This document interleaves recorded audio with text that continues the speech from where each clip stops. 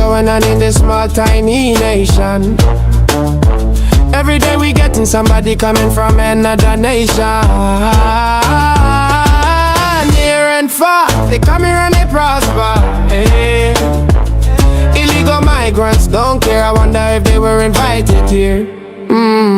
Broken laws, who cares? Welcome to the Bahamas, where anything goes and the citizens are sitting in the second row, whilst everybody else is treated like first class.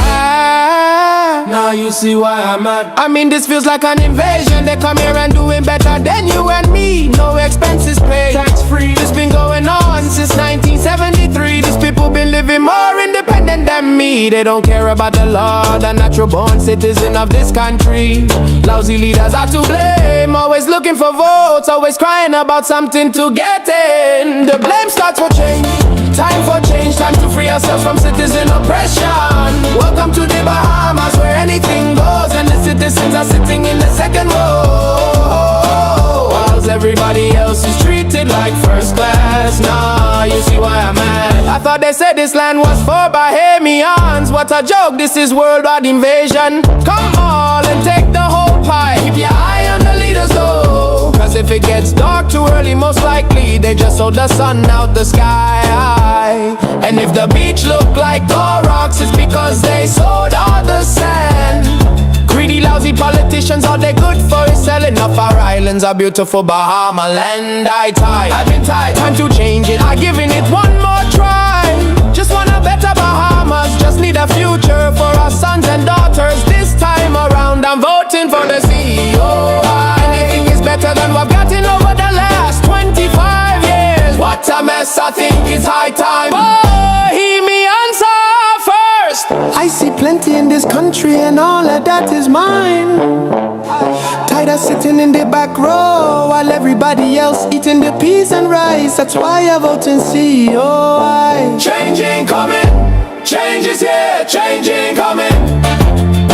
Change ain't coming, change is here, change ain't coming. Change ain't coming, change is here, change ain't coming. Change ain't coming, change is here, change ain't coming.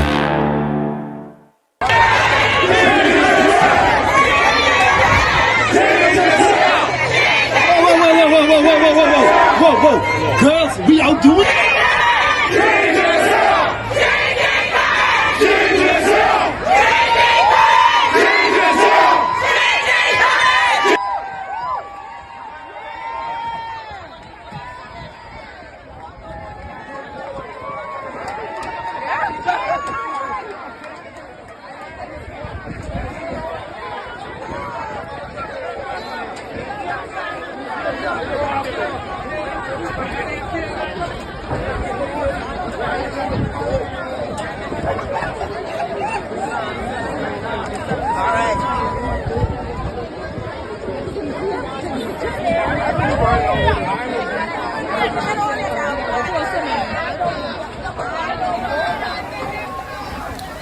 I was in horror. I'm speaking publicly because I have in my possession in my bag a CD because I wanted to make sure I heard what I heard this week. As one of our ministers of foreign affairs stood up in Parliament this last few days and proudly stated that he's been in this government process for 30 years of his life. And he gave his whole life to politics. And he built it up very nice. How he served to the point where he even didn't get married. He wanted to dedicate himself totally. I'm talking to you, keep the TV on. I know what I heard. I heard this myself. And I got the CD to prove it. He said, I worked 30 years of my life. He said, for this moment. What moment? And then he said it. He said, you know, when I first entered these hallowed halls of your parliament, my personal life and my private life could not be spoken of publicly. And my decisions that I made about my personal orientations, I couldn't even mention it when I first entered these halls. But we've come a long way, he says. He said, because now my bishop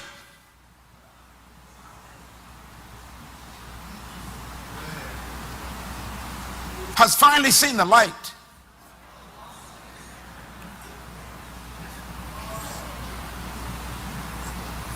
And I can now say in these hallowed halls without shame that I support the gay and lesbian and transsexual organization that was said in your country 5 days ago. In Parliament, the house you built. He abused our house to promote his personal decision. He wasn't doing the people's business. Let me quote it again. Every other entity in society has a plan. And their plan is to what? Affect, influence, and control the changes in society.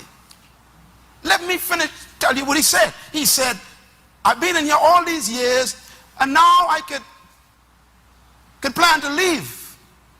Because what I came in to do, I got the CD, has now arrived, he says. Anglican Church in the Bahamas has sanctioned it.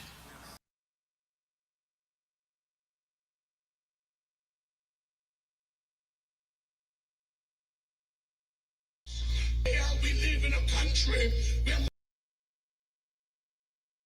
are a part of our educational enterprise are the children of illegal immigrants. We have a problem that needs to be addressed. Brethren and sisters, there is a humane way, yes. There is a need for labor force, yes. But we are in an age where in a particular school in the Commonwealth of the Bahamas, children of illegal immigrants lift up a particular flag and dare Bahamian students to pass that way because they declare that is their territory. This is what we are up against. And unless somebody is brave enough to say that Amen. has to be done, Amen. Right, Seton. what happens? For after all, we fought for the Bahamas, for Bahamians, and after 57 years, there ought to be a Bahamian people who are prepared to take charge and to decree and declare that while we celebrate what others have done and while we sympathize with the plight of others, we do not do so at our own peril, for we cannot cut off our nose to spite our face.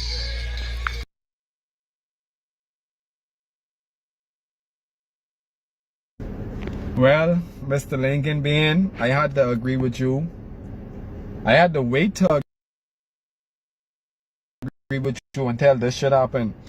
Well, I started and as you could see off today, I don't have to do anymore because the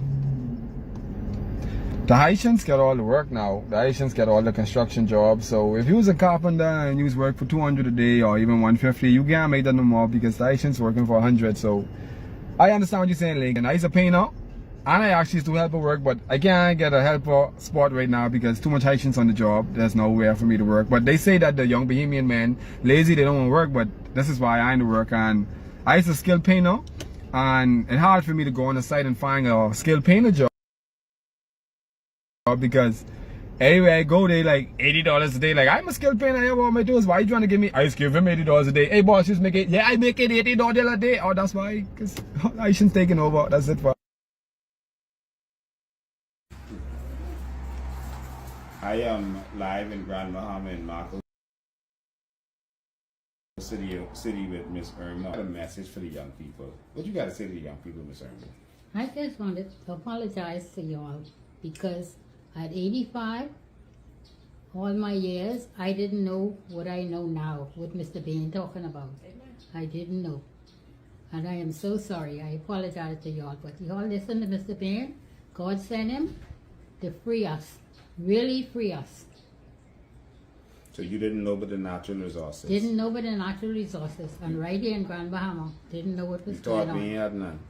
Child, So you couldn't fight for us if you didn't Couldn't know. fight. Didn't know. But now we know we gotta fight, right? Oh yeah. But Oh, we can yeah. fight in honor of you. Yes, sir. You Thank work hard in this land and we can fight for you. Thank you. Ms. Irma was F&M all from 1972. She voted Mm-hmm. PLP once in 68. And from 72 to now she was F&M. But this time she decided to be COI. Why you want to be COI? Yeah. Because I know the truth now. And the Bible says the truth will set you free. So I'm free. You know? Yes.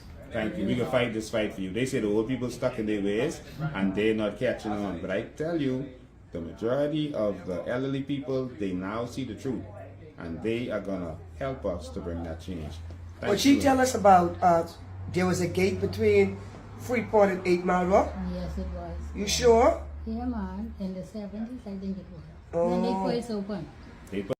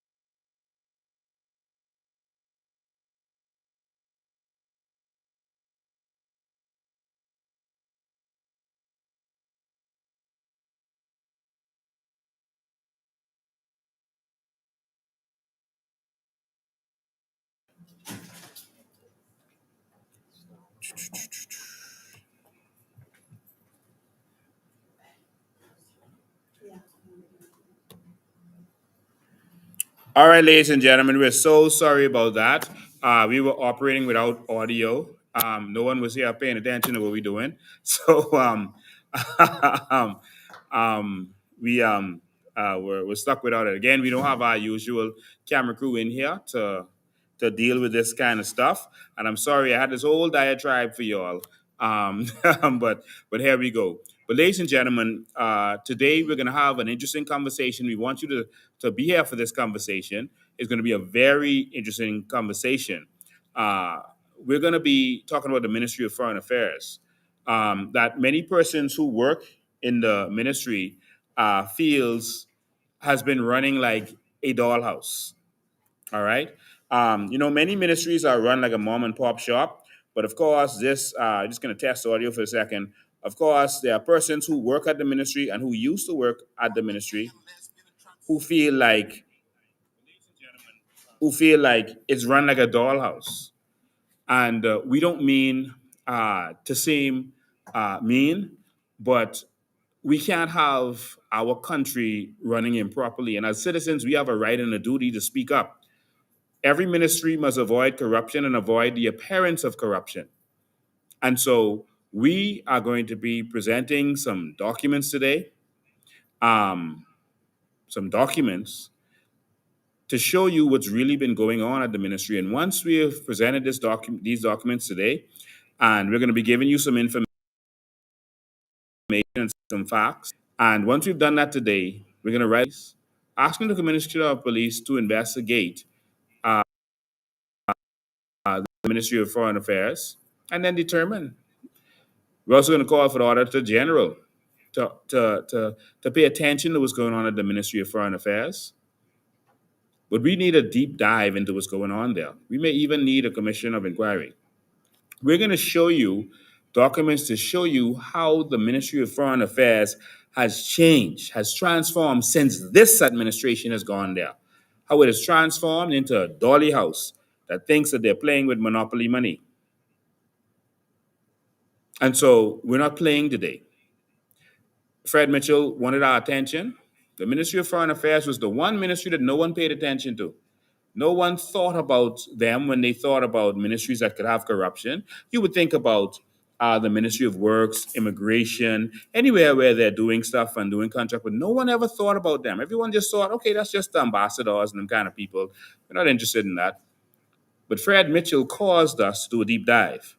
And when Fred Mitchell went after us, many of the people who work there and who used to work there decided that they had something to say, that they did not like what they experienced. They just felt there was no hope. That there's no one to complain to. There are persons there or who were there who feel like Fred Mitchell is actually running this country. Like he does what he wants to do. He gets with what he wants to get with. That Brave Davis isn't running this country. Fred Mitchell is. And he's running this country with an agenda, the agenda that Dr. Miles talked about in that video that we played earlier. That agenda. And he has an international agenda that he is pushing. That is not our agenda. That is not what our country is about. And we're going to have a conversation about that today.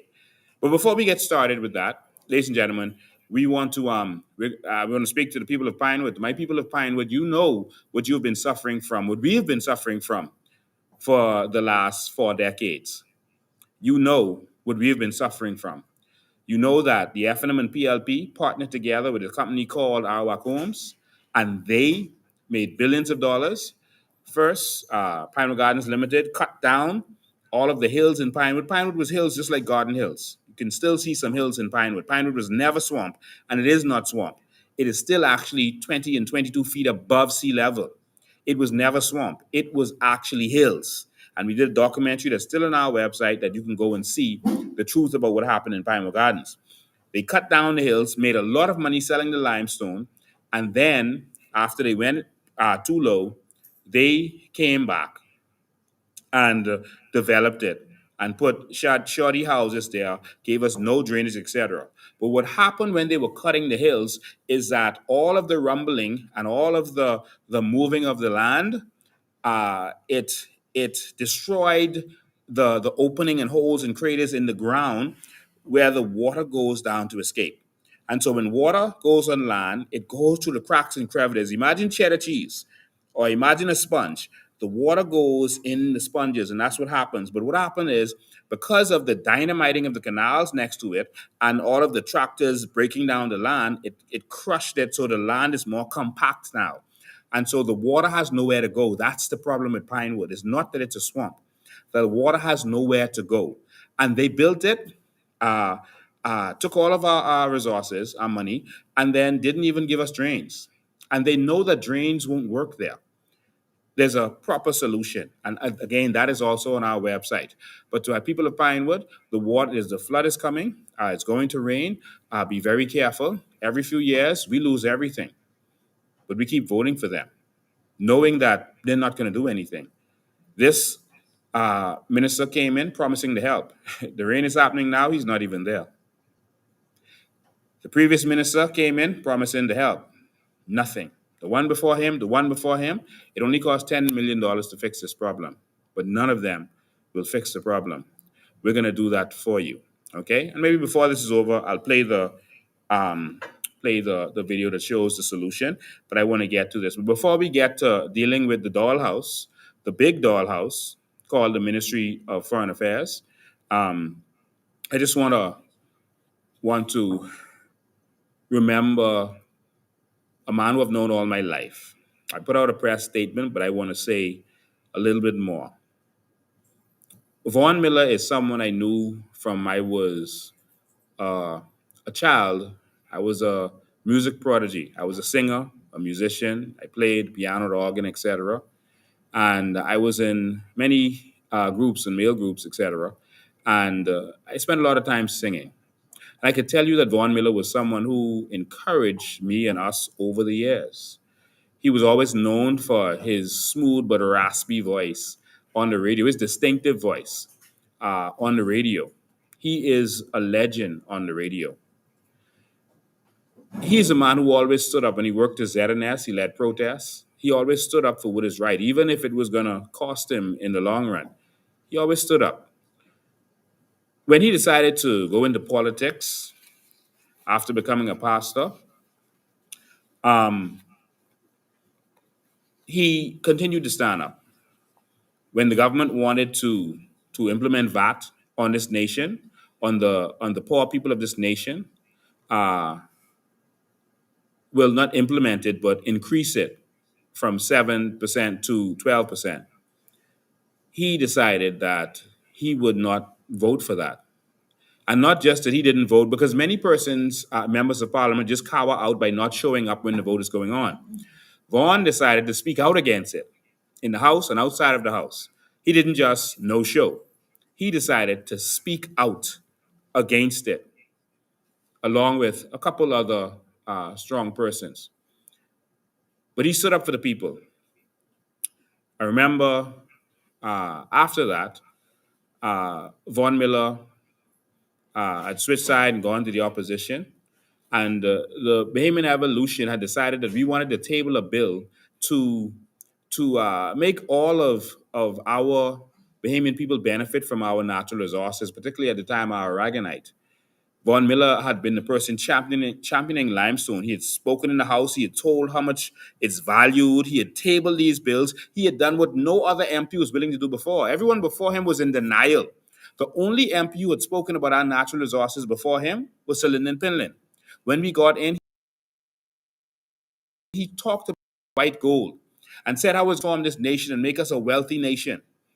That's what Pinlin said. He talked about our other natural resources, even down to the cascarilla bark and other natural resources that we have. It was an amazing speech by Sir Lyndon Pinlin that quickly disappeared. But Vaughn Miller, after him, was the first one to really stand up and say, Bahamas, they've been lying to you. We do have natural resources, and it's worth billions of dollars. And he said one company with one natural resource, the limestone, is taking $5.4 billion worth of our limestone out of this country every year. That's one company and only one natural resource. And that's the raw value. That's not what it's sold for. It could be sold for up to 10 times that amount, 5 times that amount, twice that amount. But that's $5.4 billion. And he sounded the alarm. and became public enemy number one. While he was in opposition, we decided to table the bill. We were tired of talk. We held a protest on Bay Street and we decided to table the bill. We got uh, Frederick McAlpine to, to table the bill.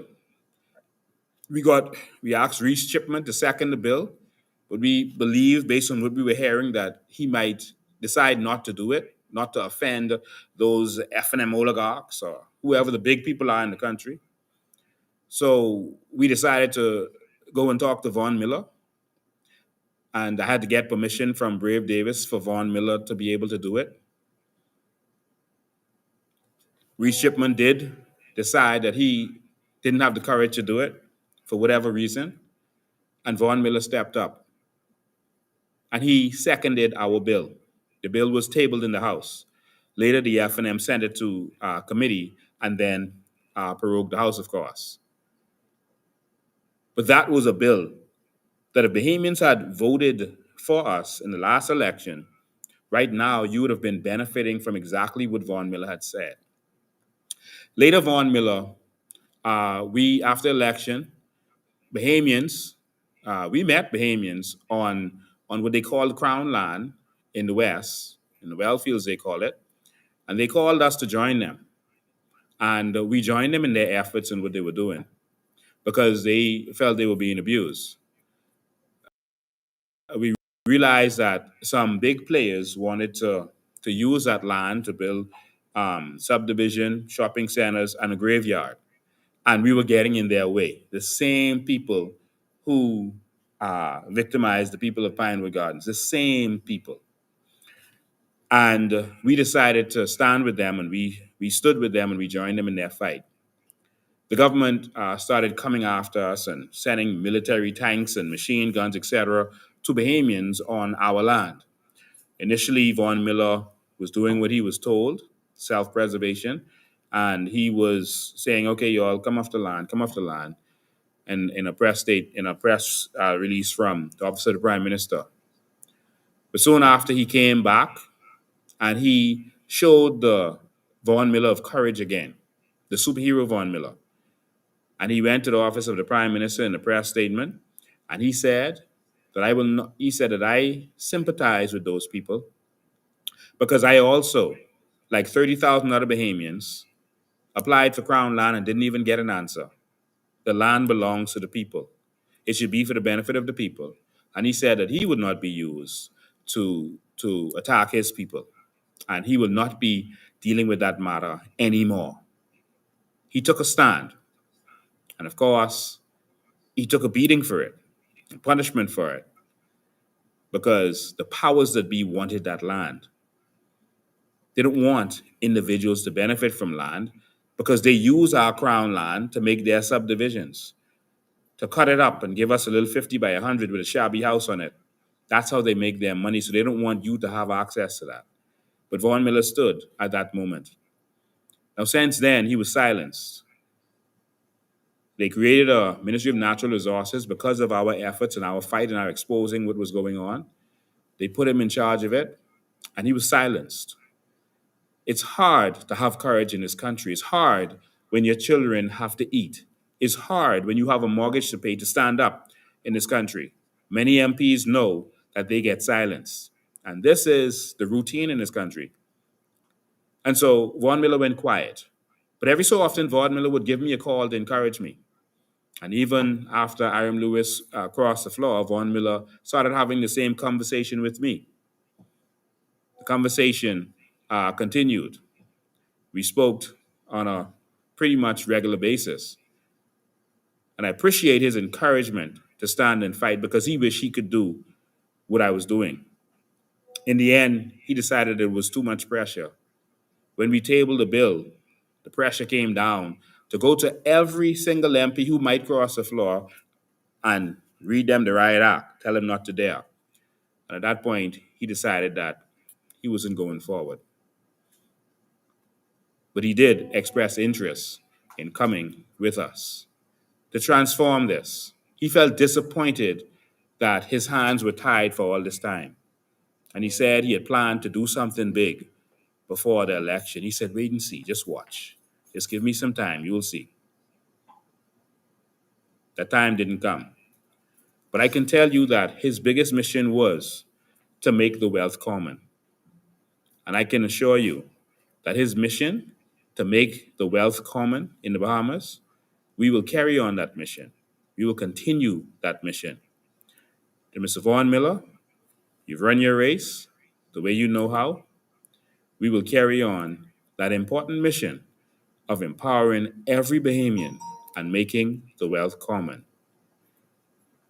Our sympathies to his family, to his church, to all of his friends. See you soon, Vaughn Miller. One thing I can say about you, personally, you are a good person, a good man with a good heart. And I know that you are resting with your father right now. See you soon. Ladies and gentlemen, with me for this part of the live is our candidate for Nassau Village, who is here in our studio audience, and you would remember. I think we lost a camera over there, so we could get that back up. That if you would remember, we are live in the studio. We are live in studio. So every time we are live, you're able to come and join us and be a part of what it is that we are doing. All right. I'm going to just play a quick video for you again. We're going to get this camera set up. We're going to talk to him. And then it's time to talk about the dollhouse. The dollhouse. Fred Mitchell and them are running a dollhouse. Stay tuned. I was in horror, and I'm speaking publicly, because I have in my possession in my bag a CD. Wanted to make sure I heard what I heard this week. As one of our ministers of foreign affairs stood up in Parliament this last few days and proudly stated that he's been in this government process for 30 years of his life, and he gave his whole life to politics, and he built it up very nice. How he served to the point where he even didn't get married. He wanted to dedicate himself totally. I'm talking to you, keep the TV on. I know what I heard. I heard this myself, and I got the CD to prove it. He said, I worked 30 years of my life. He said, for this moment. What moment? And then he said it. He said, you know, when I first entered these hallowed halls of your parliament, my personal life and my private life could not be spoken of publicly.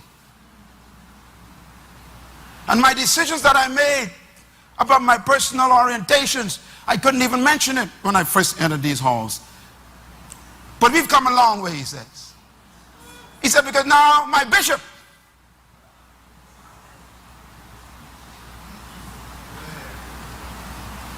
has finally seen the light.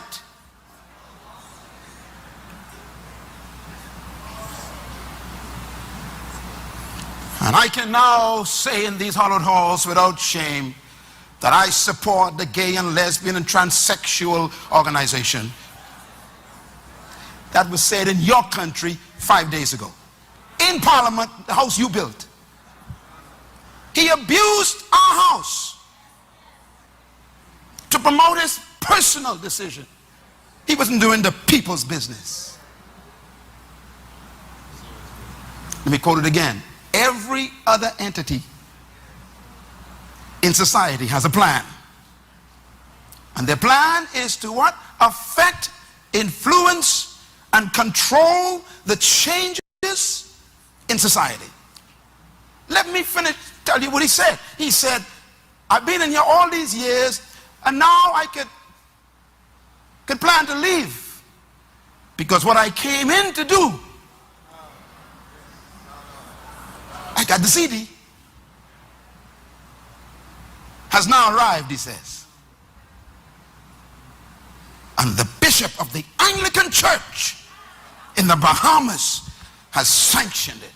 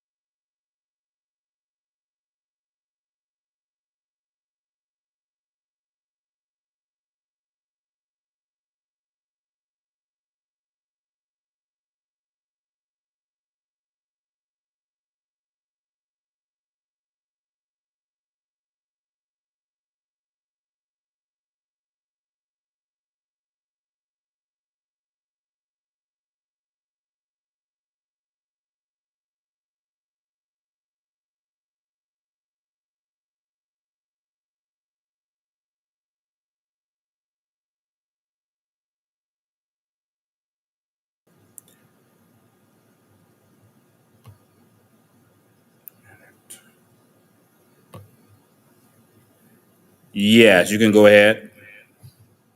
As I started to say that there are very few words that one can say that are comforting at such a time of loss.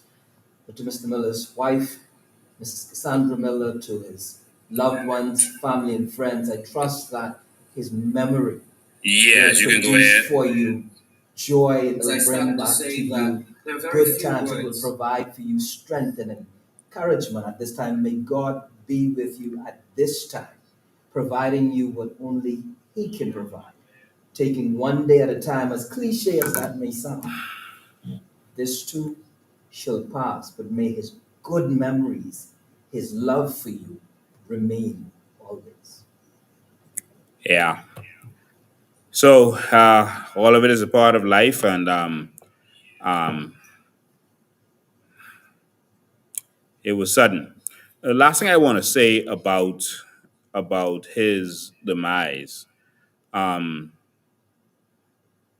was this serious fact.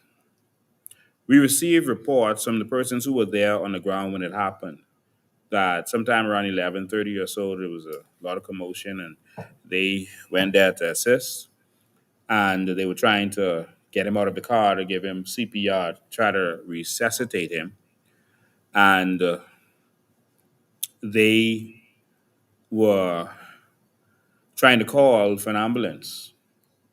But they called for an ambulance, and they were told that there was no ambulance available.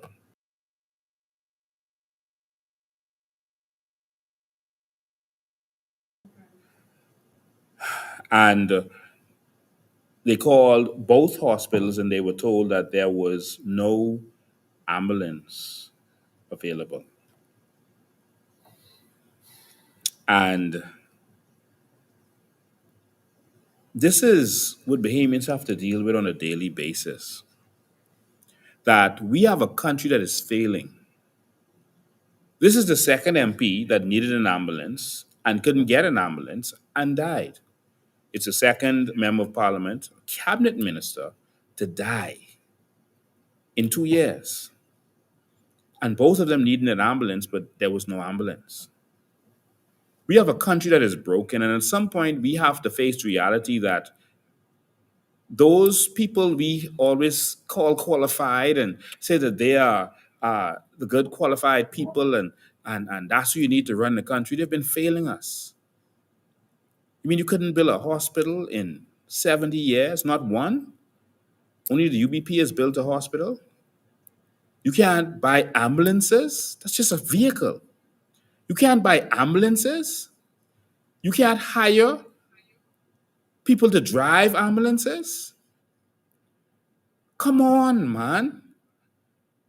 Bahamas, we cannot live in this nightmare.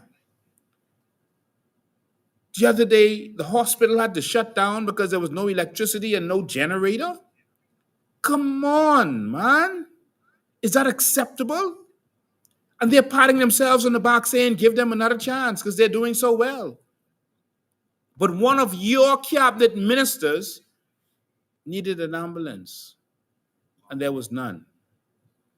And we're told that he was taken by private vehicle to doctor's hospital. His pulse was already weak, and it was too late. We can't live like this, Bahamas. We can't. We've been bouncing back and forth, PLP, F&M, like Vaughn Miller did. He was in the F&M, then he was in the PLP, and none worked. The F&M shut him down. The PLP shut him down in a different way. This country isn't working. And so we'd like for the government to confirm whether that is so. Like the people called us and reported to us that they called for an ambulance. We spoke to them, and they said there's no ambulance available in the middle of the night when a storm might have been on the way. No ambulance to rescue the people. And then there are people who are going to be at rallies with pom-pom shaking, saying, I love my body, but you don't love your country.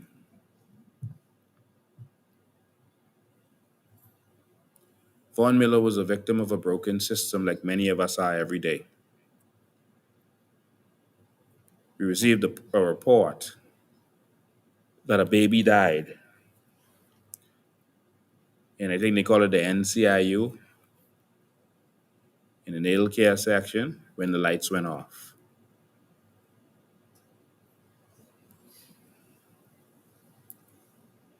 Government can again confirm that. Come on, Bahamas.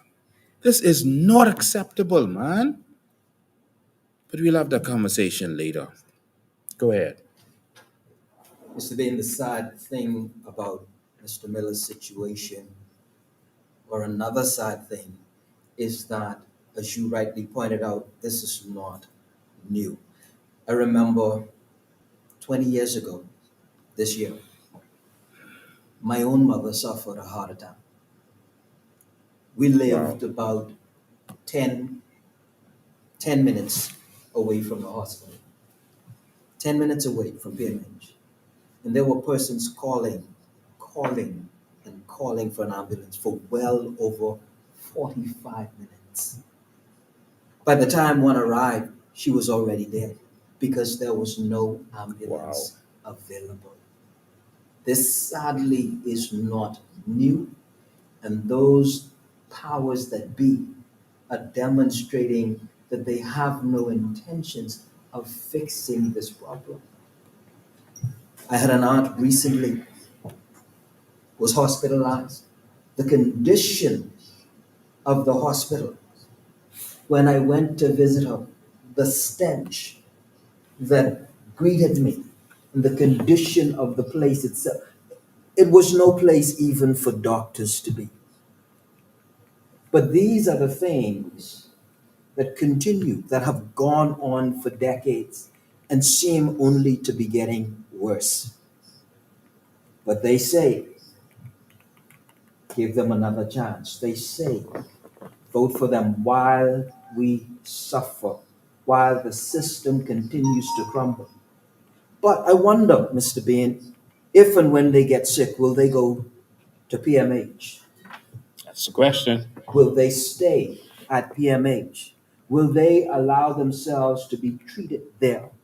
Will there be an ambulance available for them, or will there be airlift? Our people deserve better. Mr. Miller should have had an ambulance at the ready for him. Wow. Wow.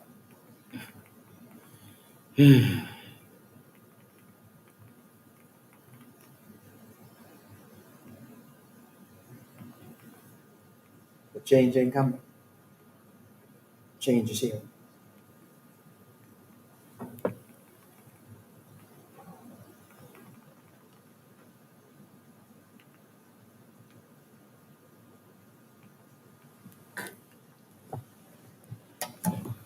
Yeah, so sorry about a little break in there. We're trying to change the background so that it wouldn't interfere with the light as much. So, ladies and gentlemen, now it's time to have a different conversation. It's now time to switch the conversation so that we talk about this country and this nation and where we are. Ladies and gentlemen, we're going to talk about the big dollhouse. You know, Fred Mitchell has lived a life of a kept man, someone who's well taken care of. But he's been well taken care of by us. We have paid his bills. We have paid for him to travel around the world. We have treated him well. And so when he is so dismissive of Bahamians who disagree with him to insult them like he did with Pastor Miles Monroe before he died, because Pastor Miles Monroe told him to not force his agenda on the Bahamian people, that if you are a homosexual, we don't have a problem with your personal life. No one cares about your personal business, what you do in the confines of your own home. But all Dr. Miles was saying was, don't try to push your agenda on us, and don't leave this country and push that agenda as a Bahamian agenda. That's all Dr. Miles was saying, but he got nasty and insulting with Dr. Miles, which is what he does.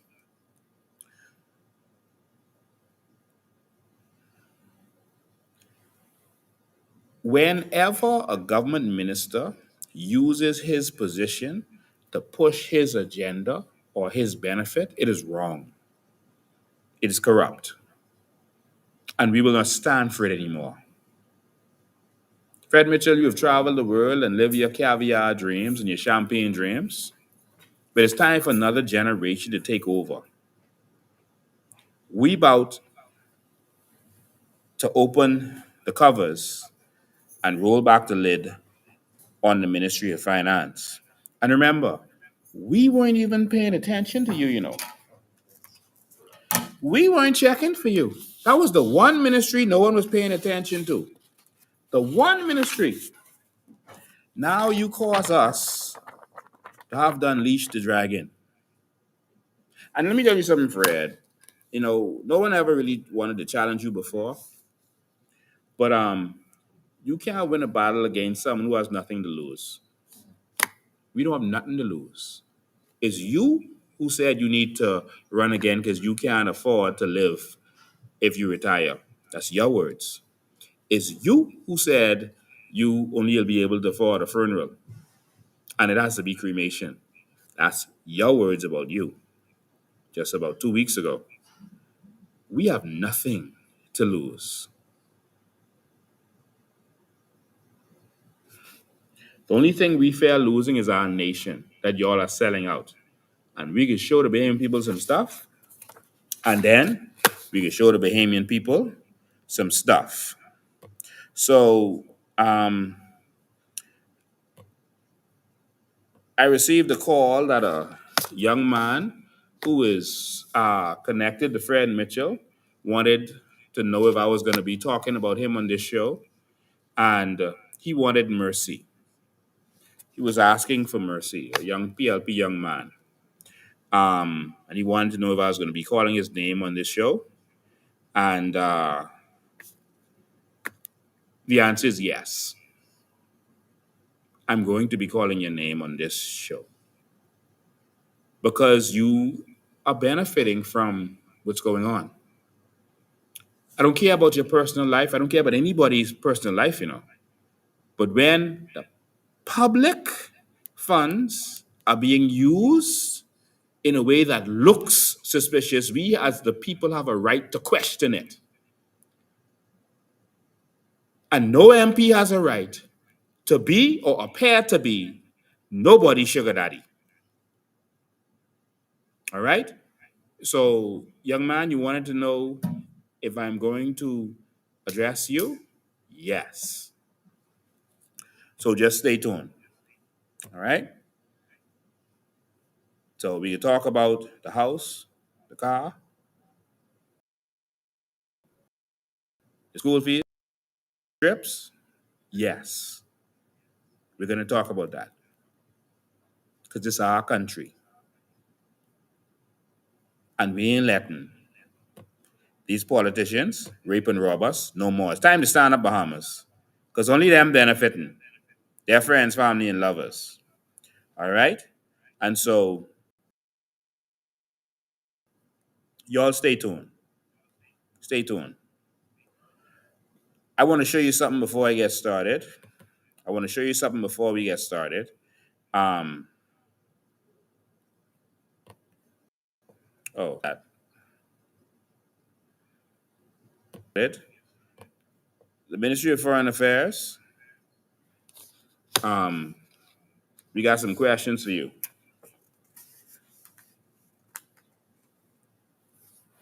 We got some questions for you. I'll come back to that, that picture right there in a minute.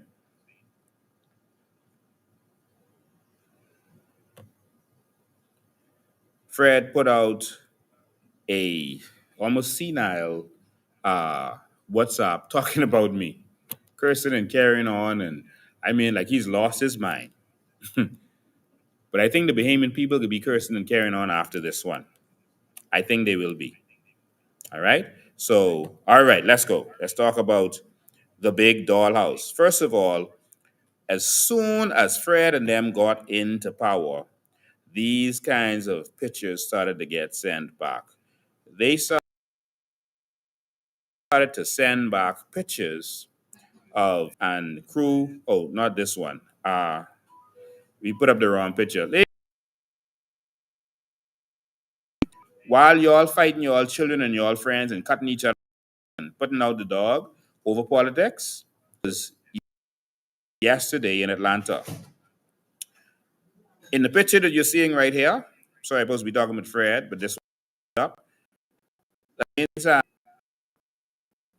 who trouble my next to him, who trouble with Brave Davis, who's next to him, who traveled with Hubert, who's next to him, who traveled with Perry Gladstone Christie, who traveled with Tommy Turnquest, sitting next to him, who traveled with Michael Barnett, sitting next to him. Y'all see? Or y'all still want to play blind? These fellas are one. They are one. Yeah, they went to a wedding. I was informed about it ahead of time. They went to a wedding. Hubert Ingram's daughter married the son of Chuck Virgil, the F&M chairman who was murdered years ago. The son of Linda Virgil, all right, the former judge. And so they flew to Atlanta to have together.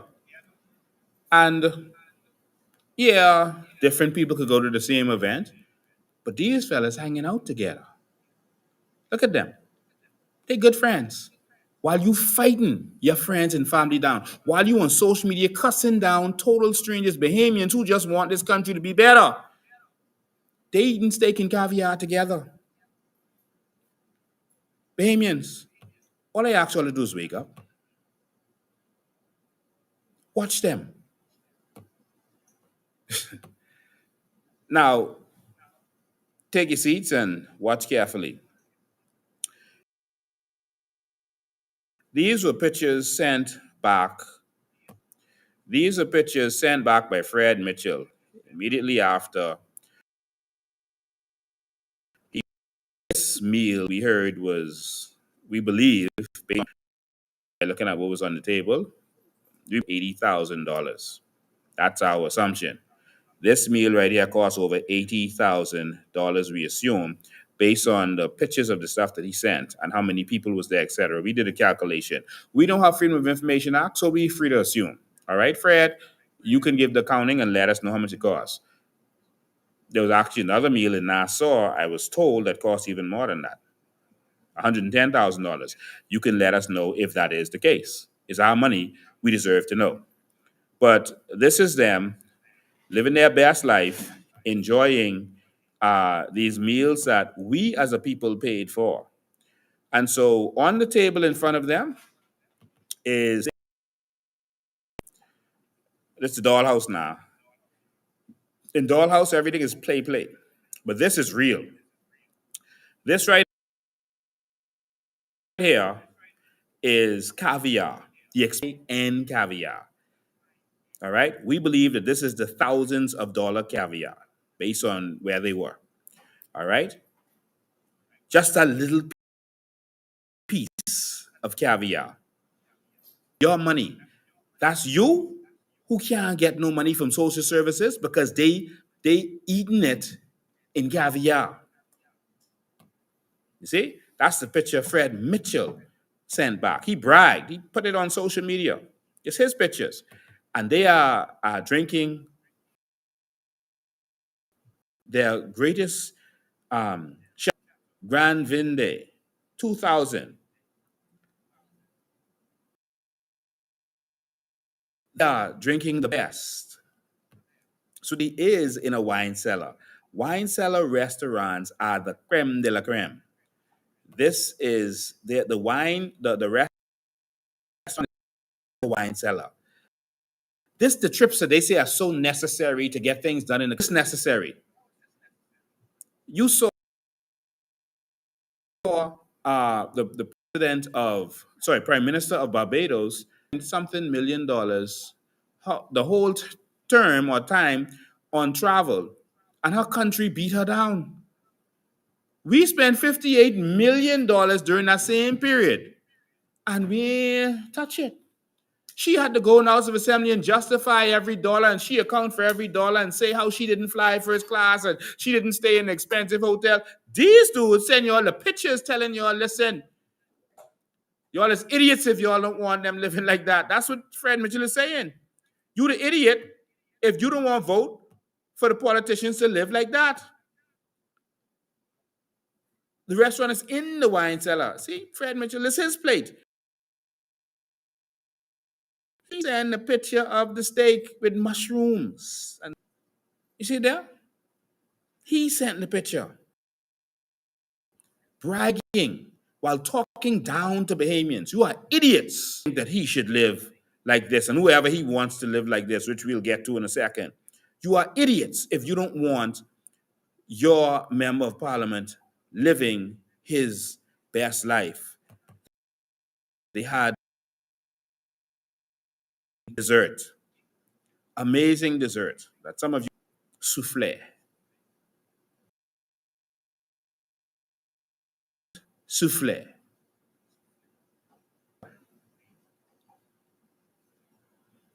But when it comes to you, the country broke, they ain't got it. You got to wait 3 months or 4 months to get your pay. But they get to spend probably 80 grand now. That's the life they live in. Now I can show you how they could live that life all of a sudden. And then I'm going to show you who else is living that life. And I'm going to show you we got contracts that tell a serious story that needs to be told. So Fred Mitchell, around 1 o'clock this morning, you will be thinking about me. You can send whatever message you want. Only thing we want to know is what happened to the people them money. You worry about that woman money? I worry about the people money. All right? This one meal that we believe costs over $80,000 and you ain't answered that yet. Explain. So let us continue. I'm going to share my screen now and make sure you're sitting down for this because this is going to be a lesson. First, we're going to go over the numbers at this place, and then I can show you some things. All right? I'm going to have a conversation with some permanent secretaries. I'm going to have a conversation about Simon Wilson. And yes, young man, I'm going to call your name. And some other young men. But all this is for the proper running of our nation. Y'all don't have a right to live your best life while taxing us to death and making us suffer. You don't have a right. And we're taking our country back. You're not going to turn this country into Sodom and Gomorrah and have us overrun by foreigners in your ministry. That's not going to happen. Not on my watch. Let's line these documents up. All right, they're lined up. Just waiting for one more. Boom. We're good to go. So, ladies and gentlemen, we're going to do something that has never been done. We're going to go through the actual budget of the Ministry of Foreign Affairs, and I want to show you how it's changed. All right? I want to show you how it's changed.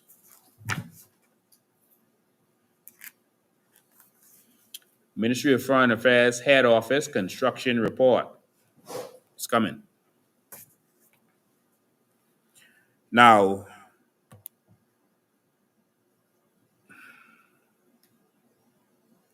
I'm going to show you some things. Under the F&M, they were accused of giving out a lot of visas, all right? That they were, helping these people. Brent Simonet and them, they were helping a lot of people. But let me share the whole window. All right, boom. But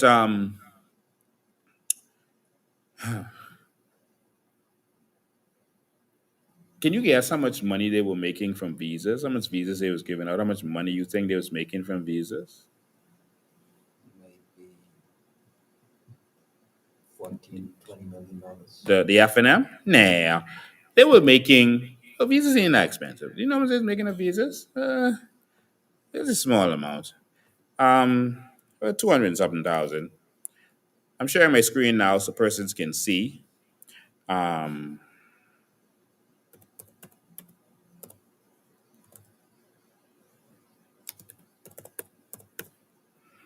Something thousand. Hold on.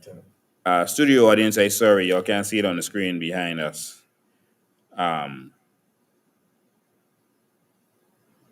But let's look at it. So this is the let me show you the numbers. This is the actual revenue for 2020, 2021. All right. So that's July 2020 to July 2021. Because the government changed a couple months after that, right? So this is how much money was made, and I'm highlighting it. This is how much money. I want our studio audience to see this too, right? Let me just change this for their sake. Let me just change the screen while we're here. Okay, so they could see good too. All right, so they could see it. Yeah, there we go. And so, right here, studio audience.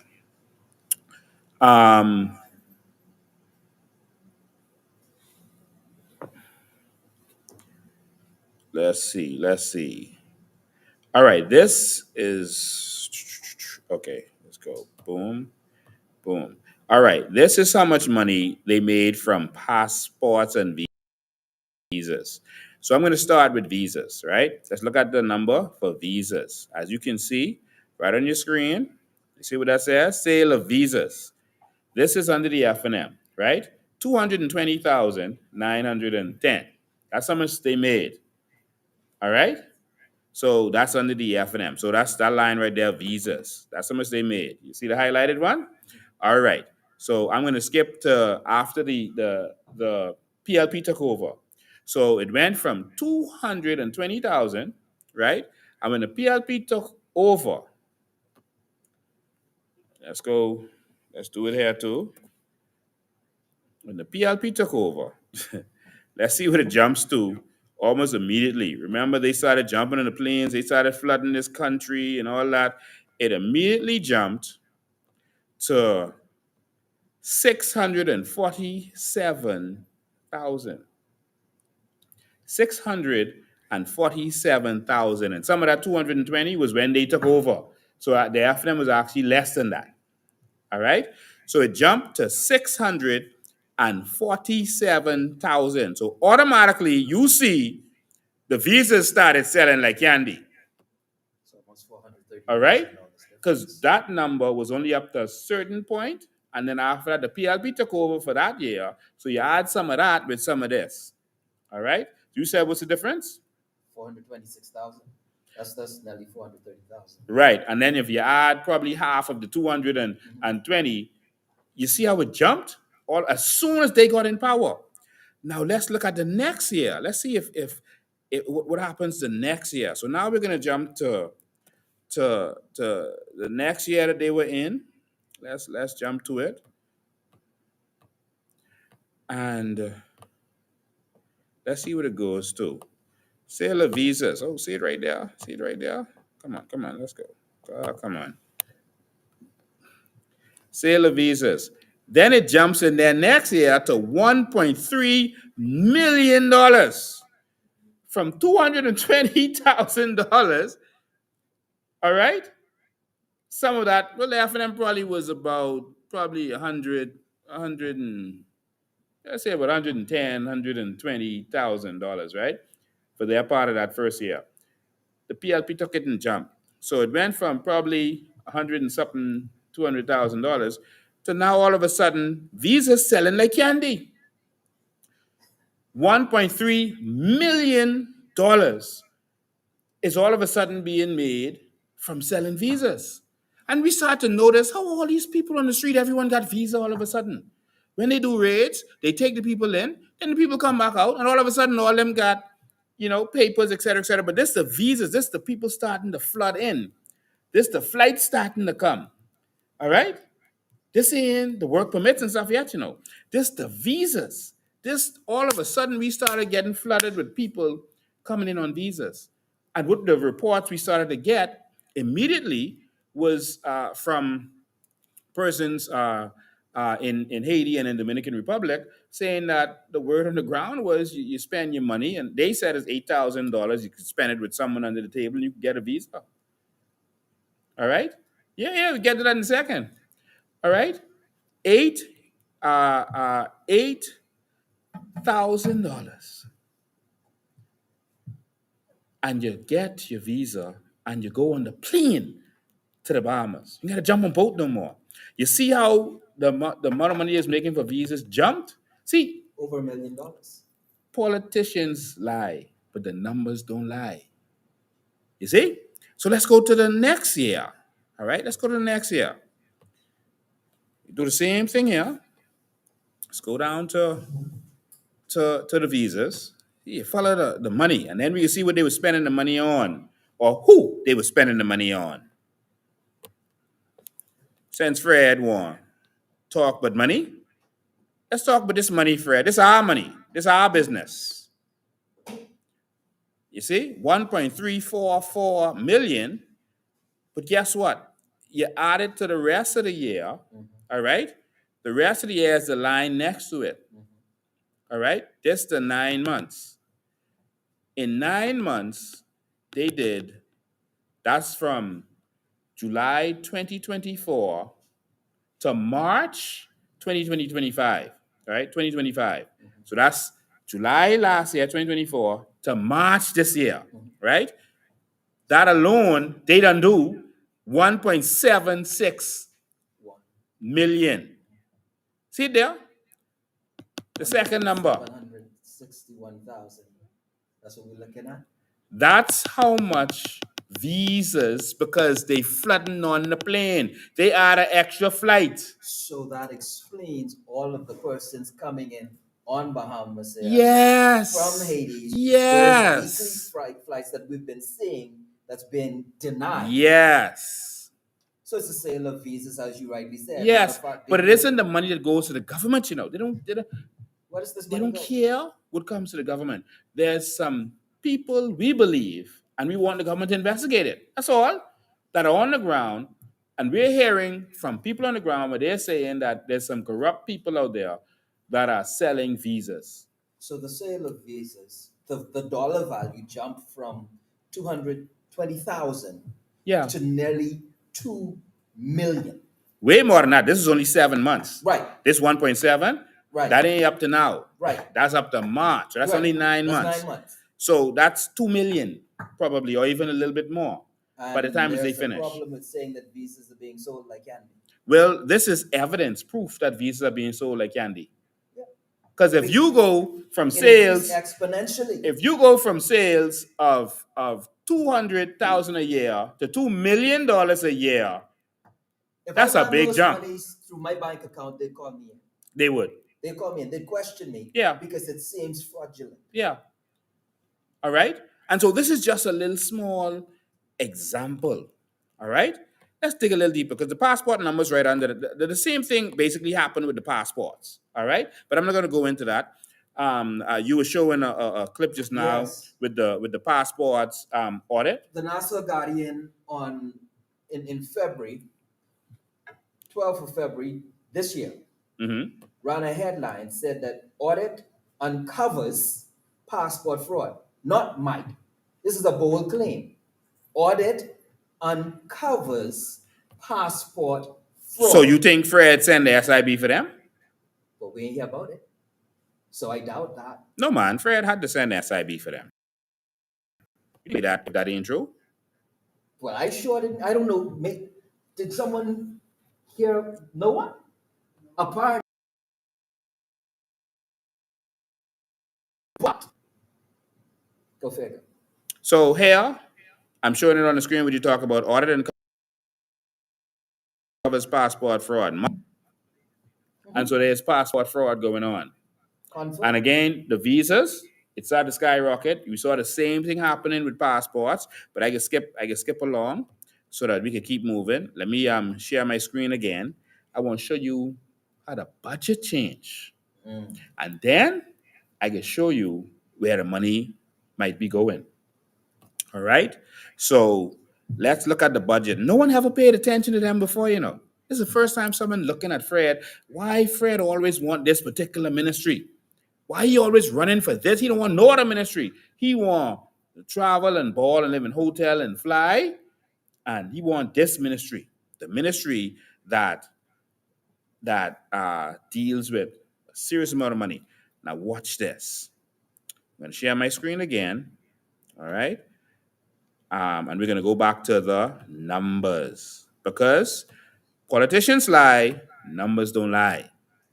So let's go back to year number 1. All right, we can make a little move here. Let's go back to year number 1. I want to go back to the numbers. All right, so I want to show you this number right here on the screen. There's so much to show you all with this, but I'm just showing you the direction to go in, the direction to look at. This is what in 2020, 2021 budget, all right, this is what 2 ministries that were together made. So look at this line right here that I just highlighted. Yeah, look at this line right here. The Ministry of Foreign Affairs and the Public Service. There's 2 ministries together, Right. not one. This is what they made. So you could probably divide it by 2, all right? They made $28 million. All right, that's it there, right there on the screen. $28 million they made for that year. All right, this first line is what they made. $28 million they made that year. That's what the F&M did. So if you divide it by 2, they probably made Roughly 14 and a half 14, million yeah. dollars. All right, we don't know if it's really divided by 2, Yeah. but we're just playing with numbers. So about $14.5 million is what the ministry would have made. And so it's 28 between the 2 ministries. All right. Now, let's see if that increases or if that stays the same. So $28 million for 2 ministries. So we're going to switch over now to the next year. And let's see what that turns into. All right. So the next year, this is remember they had a part of this year and a part of the next year. So it's $29 million, right? For 2 ministries. Okay. That's when they just start. Now let's see where this goes. Sorry, let's go back. Let's see where this goes. Let's keep going. So that's when they just reach, when they're trying to get things together. Holy crap. Now this one ministry, see it here? It's the same line item. All right. Recurrent. All right. This is $41 million in expenditure. That's what we're looking at. Sorry, this Yeah, isn't income, this is expenditure. expenditure. All right? All of this is expenditure. So two ministries spend $28 million. And then double that spending. All right? Basically. And now the spending is doubled. All right? When the PLP got in, their spending is doubled to $41.8 million. Not double, that's more than double. Yeah. This is double what two ministries did, because now they moved the other ministry because Fred didn't want no one in his business. It's just foreign affairs. So now this is just foreign affairs. Remember, before it was the Ministry of Foreign Affairs and the whole public service. Right. The expenditure, the two of them together was 28 million. Now, Fred them come in and it jumps to one ministry, Fred alone. $41.8 million is the expenditure. All right? So what they spending all this money on all of a sudden? What Fred, what the money for? What's going on here? It's an addition of $13 million for one ministry.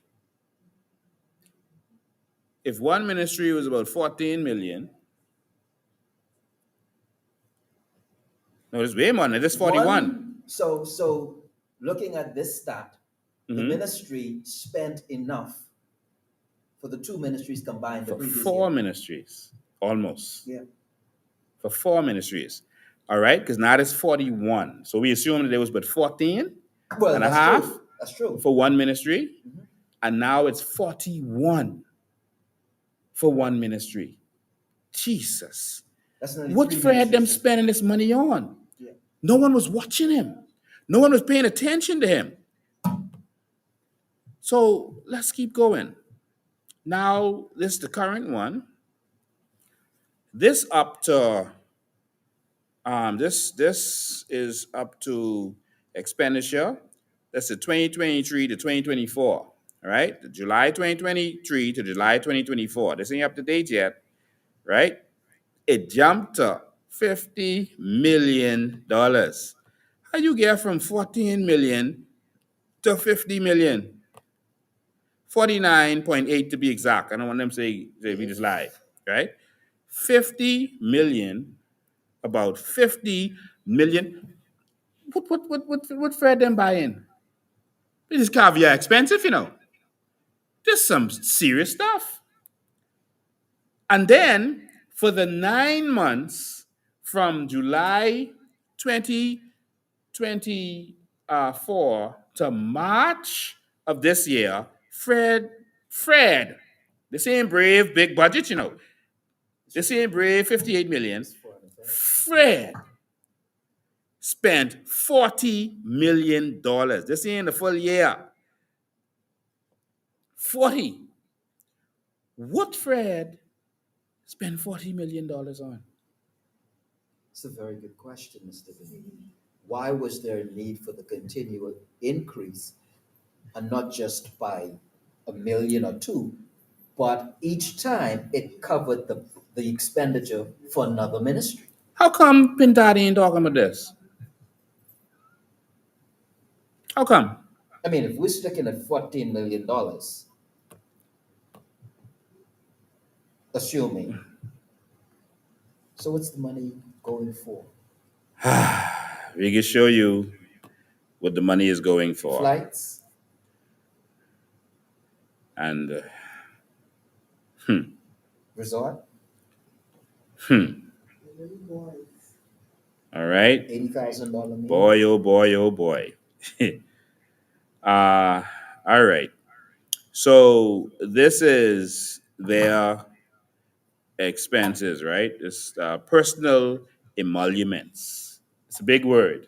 Personal emoluments. That means the money that goes to Fred and his dollhouse. Personal emoluments. Salaries, permanent and pensionable. 60, well anyway, salaries altogether, $16.7 million. $16.7 million. That's just salaries. All right. The salaried contract workers is more than the salaried permanent and pensionable. 6.1 million for the permanent pensionable, and contract is $7.6 million. $16 million is salary. All right. Um, when Minister Dem was there, it was only 1 million for contract workers. So Fred them grabbing a bunch of people and giving them contract. And the salary was 6 billion. Hourly wages was the same too, but the contract workers is where it changed. Who won these contracts? You see? So let's go back to modern times. And so far, from July to March of this year, it's already $13.3 million in salaries. So let's keep going. Honoraria, 180,000. Um, uh, they have housing allowance. Now, you see housing allowance as zero, right? Right. But housing allowance appears to be zero because you ain't getting allowance. They're just paying for your housing. I can show you that. Mm. So no housing allowance. Mm-hmm. We just paying for your housing. Although for 9 months already they didn't spend, give people 6,300 for a little allowance, right? Educational allowance. Oh my God. It's 12,000. They paying right here. 810,900. So $811,000 for school fees for someone. For who? For school fees. No, for whom? I guess tell you in a minute. Stay tuned.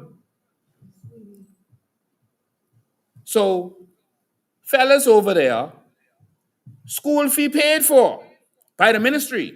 Before you tell me for whom, where? Where? In different area codes. Aye. They professionals. So he got pros in different area codes. These degreed persons. They could be degreed when he finished with them. So $811,000 is paying for school fees. No man, I can't.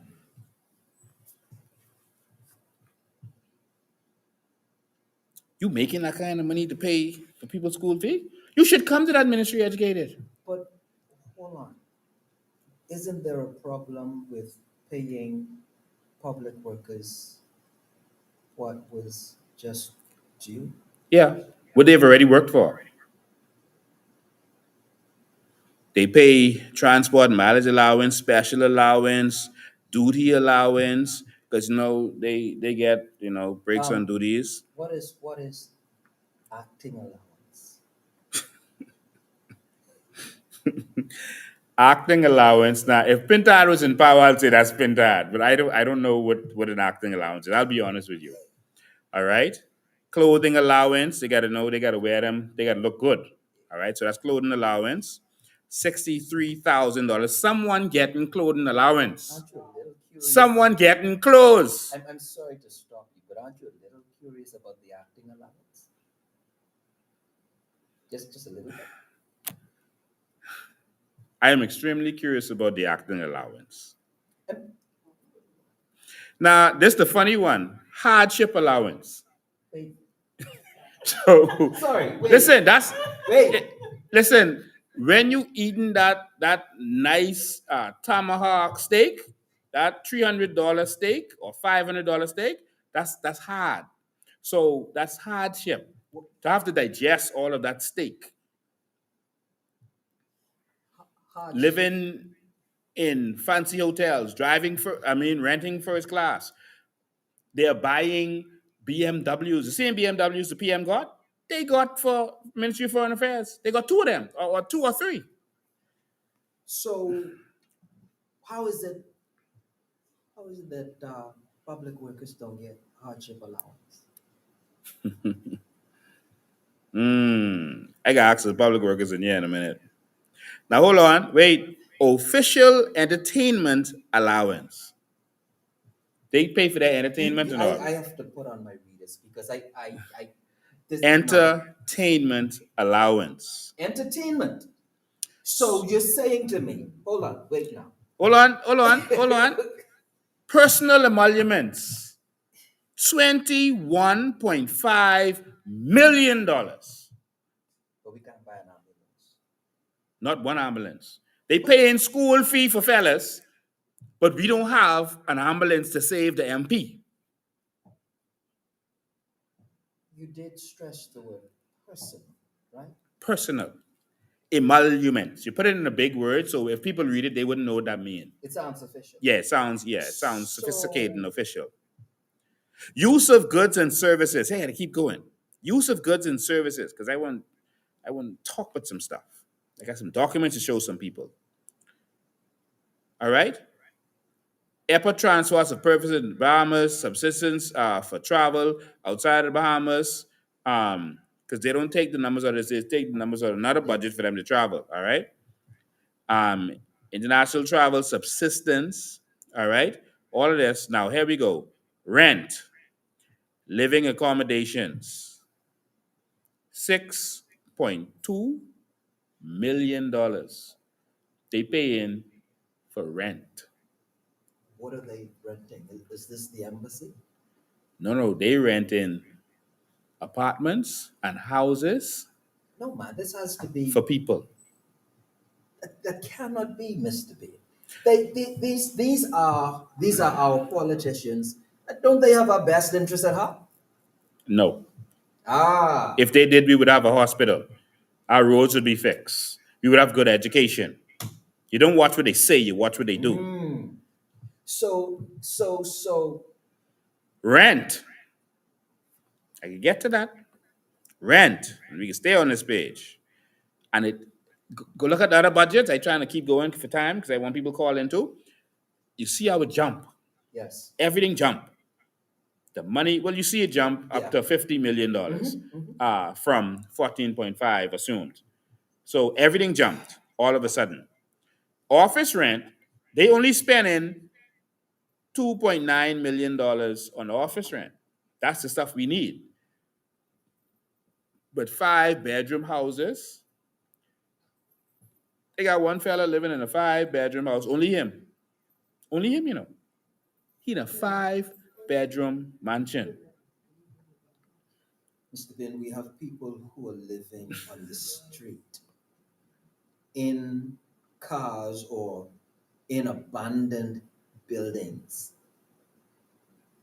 We have Bahamians who are struggling, whose lives are getting worse day by day, who cannot find another meal. I have never seen so many beggars my whole life on the streets, here, there, everywhere. I've never seen so many homeless people, but they have hardship. Well, if they fellas, all they gotta do is bow to the Lord of the Dollhouse and join the Ministry of Foreign Affairs, and they wouldn't have to live on the streets no more. Life for Bahamians is hard. We need a hardship allowance from our natural resources. Life is hard. Suicides are up. People cannot cope. The money is there. Yes, it is. Look at these numbers. People still on here looking at these numbers. Lord, I can't see your comments. I'm sorry if anyone talking to me on there. But I know some of y'all in shock for what y'all are seeing. But this is ridiculous. All right. Just more numbers. More numbers here as we keep going.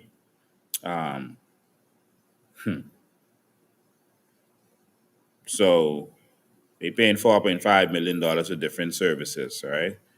I'm curious for what the miscellaneous would say. You know, there's always a miscellaneous. So your operational expenses, this what it takes to operate things, is only 5.7 million, but your personal emoluments is 20 something million dollars. Hold on. with your operational expenses. See it right So there? if you only need an operational expenses might sound like something big. So break it down for for me. When we let's get rid of the word operational expenses. I'm your everyday behemoth. What does that mean in my language? This all it takes to do the job. That's what it means. So why all the rest? Why is the personal emolument section so much bigger? Look at these other expenses. Caribbean Regional Secretariat, or CARICOM, $2.5 million we spend as a people. I'm showing this because most people have never seen these kind of numbers. CARICOM, and this is last year now. CARICOM Implementation Agency for Crime and Security, 970 million, sorry, $1,000. And they've already for 9 months spent that same amount. All right. Commonwealth Fund for Technical Operations. See, all of these things they are spending on, and they're seeing included with all the other fancy stuff that they didn't spend on. But what we need to know is where all this money gained. World Health Organization, $60,000. And what for exactly? Listen, What for exactly? UNESCO, 183,000. United Nations peacekeeping operations, we spend $2 million on that a year. See it right there. We spend $2 million a year. Here's a question for the peacekeeping operations. Does any of that money fund our law enforcement officers? No. In grants that they give out to these organizations, $8.6 million in grants to them organizations that we get no benefit So from. that was my Now I next see how question. Trump feels. Where is the benefit for us? Where is the border protection for us? There is none. Where is the defense force mechanisms, the technology for them to do an even better job? Where? Yeah. And then we All still right. have to turn around and borrow monies. Why? All right. So now let's take this a little deeper. All right. If you're watching online, it's time to go deeper. Let's go deeper. All right. Let's go deeper. So, after Fred Mitchell attacked us, person started from his ministry. I mean, hard, lifelong PLPs who don't like what they see going on. People who have only ever voted PLP, including up to the last election. All right? Decided that enough is enough and that ministry is going crazy. They're saying a lot of people are leaving the ministry because they don't like what is going on there. A lot of people are leaving the ministry and they feel that it is not being run like a tuck shop, but it's being run like a dollhouse. All right? And many persons are extremely upset. All right? And so we've seen wastage in this ministry before. When Dr. Minis was there, they spent a bunch of money on carpet and rugs and all that, and they went crazy. The PLP eat them alive on that. All right, when they did renovations to one of the places, but they're doing the same thing, and we keep getting swingers of people. The FNM do it, the PLP do it, the FNM do it. Now these said going worse. They jumped that budget from the expenditure from 14 million, we believe, to 50 million. All right, and it's going to be higher by the end of this year. We believe it's going to be much higher, because that was only up to March. When we get the numbers for up to July, I believe it's going to be much higher. I believe, but all this traveling going on. So I think it's time for us to figure out what all this traveling was for and who's doing all this traveling. All right, and then we could get to these contracts and all this stuff that been going out. All right, we have contracts in hand. All right. Let's talk about the contracts first. All right, and then we go see who been traveling. All right. Um, it appears to some folks in the ministry that they would need something done.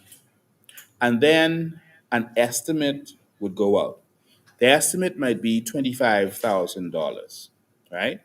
And then all of a sudden, they switch, everything gets switched, someone else dealing with it, and it jumps to 90 something thousand or $100,000. All right? Just a little small little task, right? That shouldn't be that much. And so there's a lot of concern with that kind of stuff. Stuff will jump from 40 something thousand and then end up four times as what it really was in the beginning. And there's some concern there. And if these allegations are real, we want the Auditor General to audit this and and let the people know what's really going on. All right, because we see things like this happening, and we're very concerned with these things that we see happening. All right, so um, let's pull up some contracts. All right, we see some things happening. We also see we're hearing of a small number of people getting the contracts to do works. You don't think about the Ministry of Foreign Affairs, but guess what? All of their buildings, all of the apartments, everything have to be renovated, have to be maintained, etc. So contracts are going out. All of their offices, etc. The AC got to maintain, and everything got to maintain. The windows got to clean, and they are dealing with a lot of contracts. All right. And no one is paying attention to that. And so, what some people are complaining is that they want the minister to answer how contracts are, when the estimate comes out, is one thing. Then it's another thing by the time as the contract goes forward. This is what we need to know, and who is really behind these kinds of things. Let me pull up a couple of these. It might be kind of repetitive. But I'm going to pull up some of these so y'all can see them. You know what? In fact, I want you to see it big. So let me pull it up and share the screen so y'all can see it good. I want Fred be able to see it. All right. So, Fred, I need you to explain some things to me. All right. Let's start here. Um, Good. Opening it now. Then we're going to share it for you. So, Fred, because what we're doing is, what our people did was tell us to let you see it so that you will know that if we got this, we got more. All right? And so we know with the Tantan Makutu, you send out the SIB and you want to silence people because they're questioning the government, because we don't have a sovereign, sorry, multitasking. We don't have a Freedom of Information Act. So since we don't have a Freedom of Information Act, we got to be the Freedom of Information Act. Are we willing to go to jail for this? So what y'all looking at is a contract. This is my phone ringing. I know who calling me while I live. But this is uh, that's Fred. Fred, you calling me? Fred, don't call me. All right, don't call me. Don't call me, Fred. Stop it. Um, this is a contract that you're looking at. I'm trying to make it big. Oh, it's sideways. Anyway, you can get the gist of it. This is one of the contracts. Okay, I can edit it. Oh, it was perfect. Okay, hold on. There we go. So these little small little things, right? So like this is the West Wing. Deep clean and sanitize. All right. 15-ton air handlers using pressure washer and coiler. So pressure wash air handler. So you take a pressure washer and you spray it. $3,000. All right. And there's two of them, so that's $6,000. All right, clean and sanitize all return supply air grills. All right, that's the grills for the AC. All right, 2,500. East Wing, deep clean and sanitize three 10-ton air handlers. All right, $7,350. All right, clean and sanitize all return supply grills, 2,500. Increase air velocity to back office, $4,000. All right. Um, you could have put in a whole new AC for that. But anyway, so we just want them know we know. All right. Um, so next one. Okay. Same thing as a repeat. All right. The VIP lounge at the airport, because you got to have VIPs. All right. Because the VIP lounge at the airport, clean and sanitize the air ducts. This AC work. All right. 2,000. Clean, sanitized lounge chairs, $1,650. So the chairs, like how we have these chairs in here, just clean them and spray a little mist on it to sanitize it. $1,650. Clean and sanitize all press room chairs, $650. That's the little chairs they got in the press room, right? Spray it. Removal of debris from all floors, $750. Dusting, wet and dry of ceilings and walls, 550. Clean of window shades, 1,200. All right. Okay, there's a lot of line items here. And so you can see this is the same contract now. All right. All these stuff they doing here. All right. All these stuff they doing. And this is Goodman's Bay. Second floor, East Wing, Goodman's Bay. Clean and sanitize offices, cubicles and furniture, 4,500. So all these kind of stuff they have here, all right? I'll keep going. So this one contract was for $4,000, almost $50,000, all right? And so you want to keep contracts under 50,000. Why? So you don't have to go through cabinet. But you do a bunch of contracts under 50,000. I can't say that's what they're doing, but that's what happens, right? And so that's what's happening there. So that when they're under 50,000, you don't have to count. That's what they do. I mean, they was just breaking the law anyway. This is another contract. This is a separate one for 25,000. All right. So there's another contract right here. All right. There's a reason I doing it cut up like this.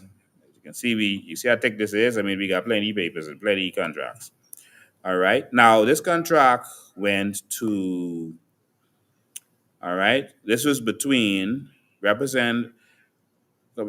represented by, this contract was between the government of the Commonwealth of the Bahamas, represented by the Permanent Secretary of the Ministry of Foreign Affairs, Eugene Poitier, and offices located at West Bay Street, Nassau Ministry, and the Zenith HR Solutions Limited.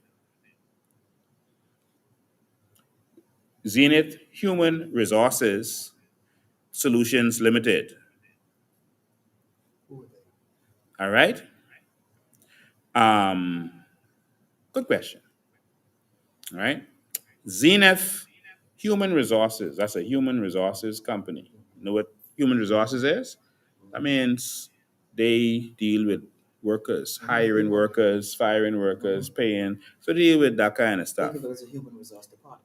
They don't do Why are they maintenance, construction, cleaning, etc.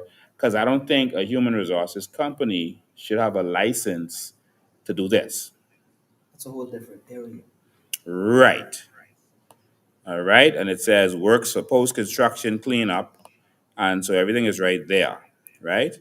Now, Fred, the question is now, Zenith HR Solutions Limited. Let's see who they are. You want to see who they are? Yes. Yeah. Who are the principal? Yeah. I want to see who they are. All right. Add some more documents here to show, but I'll skip to who they are. All right. And so Zenith, Zenith. Let's pull up something here. Zenith. Let's look and see who Zenith is. Let me open that up. All right. So I just opened the PDF. Let me come and share this now. It's a public contract. The public should know who they are, right? Well, they can know. They can know now. They should know to whom this public contract went. Yeah. And so, all right. Let's open that window. Let's see. Zenith. All right. So, nice company. Let's see who they are. Zenith HR Solutions. They were incorporated in 2000, registered in 2019.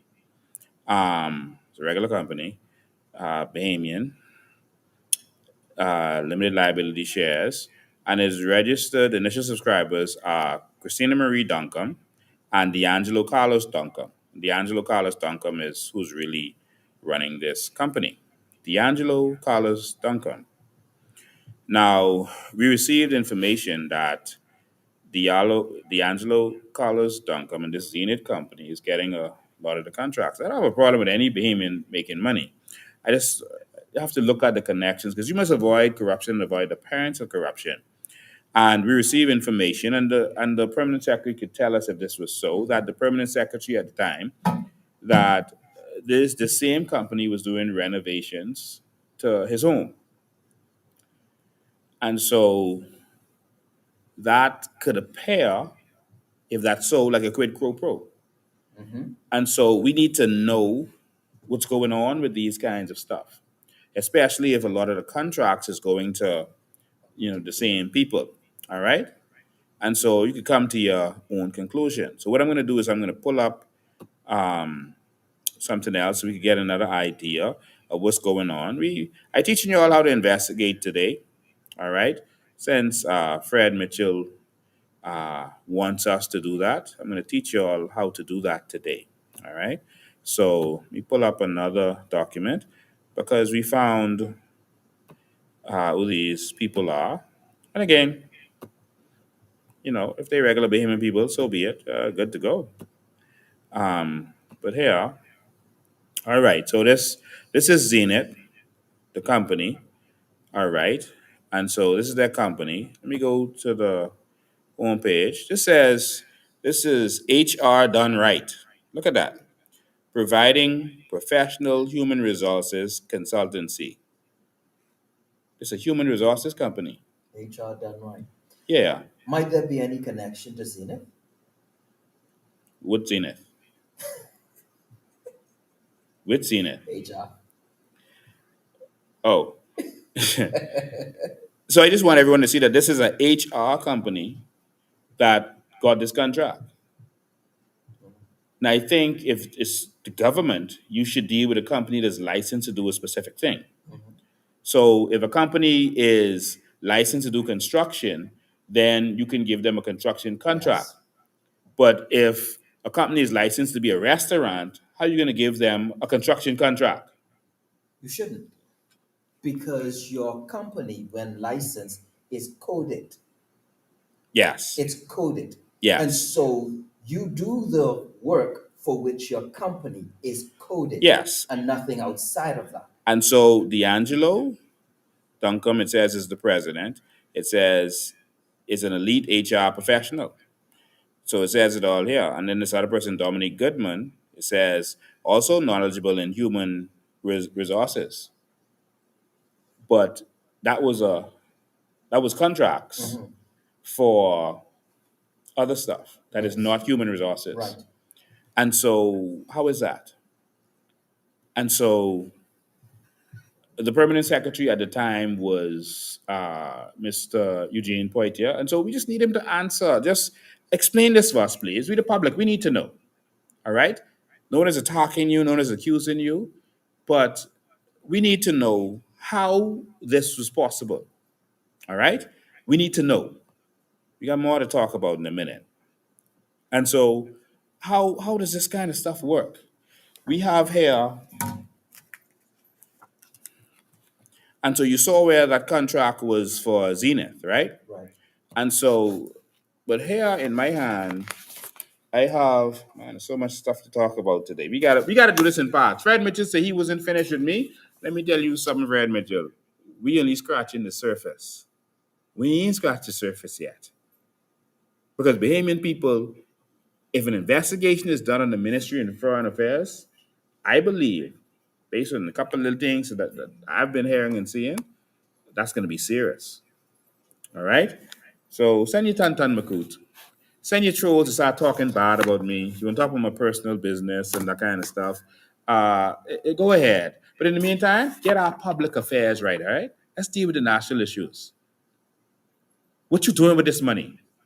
We're getting to that in a second. Y'all stay tuned. And so here's an estimate that was provided by Innovative Developments. All right?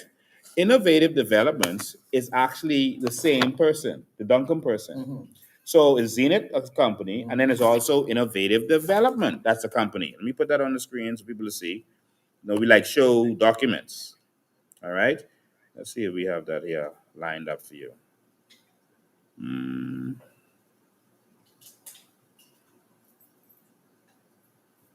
Let's see if we got that. Contract. Hold on one sec. Let's pull that up.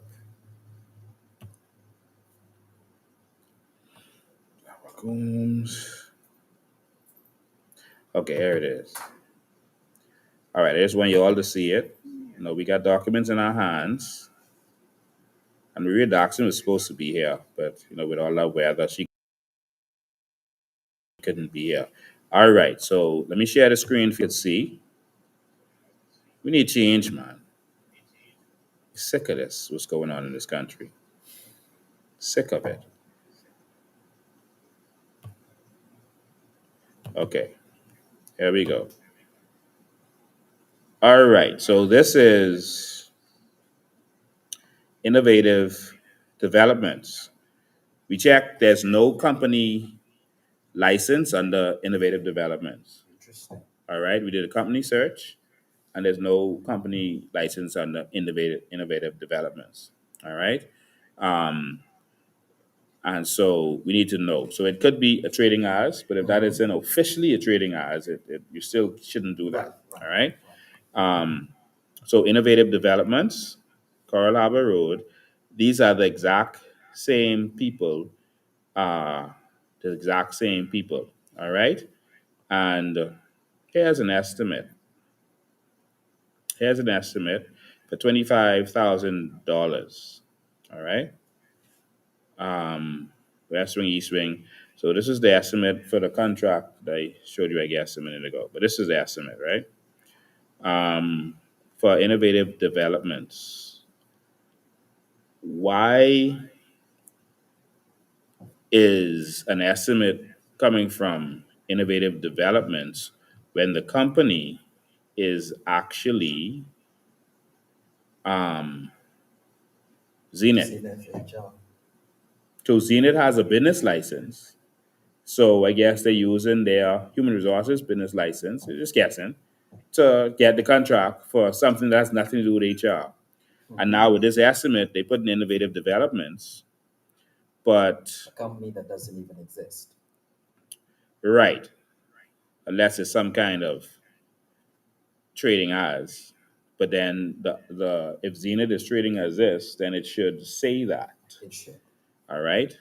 So Innovative Developments, they are showing, recap of stuff that they do. And so we didn't find. So if it is, then please show us. But it appears that both of these companies, Zenith and this company, is making bids. So if that is happening, it could appear that you're getting two companies bidding. So it could look like you're fulfilling, where you're getting two companies, but it's the same company. So if that's happening, Bahamas, that's wrong. And how is a company that does not exist get awarded for something like this. or is trading ads and doesn't have a business license for that specific But thing. but if it's trading ads, if you do a trading ads are usually for situations where it is not a company, but it would then wouldn't it not attach the individual's name? Yeah. So these are estimates that we're looking at, innovative developments. These are the estimates that they got, and they got all the closing remarks and everything, innovative and developed management, and so we need to know what's going on. So from the first set of documents and these documents, um, we need to know what's going on. All right. Which Now, if those persons are getting a lot of contracts, we just need to know that. And how are they connected to you? And we need to know, we don't know, did they do renovations for your house while they was getting contracts? So just come and say, no, that ain't true. And then, all right, that's clear. All right, the allegations will be gone. And we finish with that. All right, but these are the kinds of things that we are seeing. And on top of that,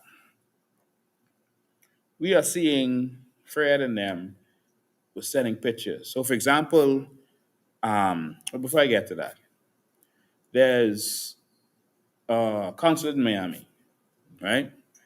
There's a consulate in Miami. I spoke to several staff members who was like, what's happening here? The person who's the consul general was removed. All right, he's a straight shooter down the line, straight shooter. Pintard had made a statement about him saying, "Hey, we see they treating you rough down there." All right, and all of a sudden, it was all kind of kicking up because no one wants to touch the Ministry of Finance. Fred is like a mafia boss, and so Pintard didn't touch that. Now, um, they removed him. They say because of a fender bender, right? A little scrape on the government car, right? But they say, oh, it's unbecoming. And so they removed him and replaced him with someone who was from Haiti. Not from Haiti, but who was working in Haiti. All right. And they put him there to do their bidding. Now, this person is only acting. All right. And we believe that there was accusations made against that person, and now they're putting him there. Now, we can talk more about that in the future because we've been going long. All right. But all of these kinds of things are happening. And these same kinds of people, we see these characters, we have a whole list of names. I was going to list off all these names today, but I didn't go on 2 hours out of time. And so we could do that next time. But there's another young man. We saw all these stuff there with school fees and all this kind of stuff. And the young man was wondering if I call his name. Yeah, I call your name so Fred Mitchell could explain it. Since Fred Mitchell worried about me and my personal life. Fred Mitchell, please explain to us who is Justin Smith. Someone type so we can ask who is Justin Smith. Um, nice behaving young man. Nice behaving young fella. Justin Smith. But Justin Smith is a PLP supporter that they was grooming, from he was young. And he has perks. He used to be under Angleston and the Glennis, but Fred grabbed him up. And they're saying that he is now off to school. All right. He's working. They took him since they came in government. Let me show you this. Let me put up the pictures while I'm talking. All right. So, yes, Justin, I call your name. All right. I won't call your name in a personal capacity, but for funds and our money and where it's going, I got a problem with that. All right. This is the guy behind Fred with a smile is Justin Smith, right? And he was taken, sent to London, and he's being paid a hefty salary, something $65,000, $65,000, something like that. All right, Fred could tell us exactly what it is. All right, he is getting housing of that's somewhere between 4,500, 5,500 a month, somewhere around there. All right, so he's getting housing and school fees being paid. All right, he's in law school, law, Ministry of Foreign Affairs. Why are we paying his school fee? Why?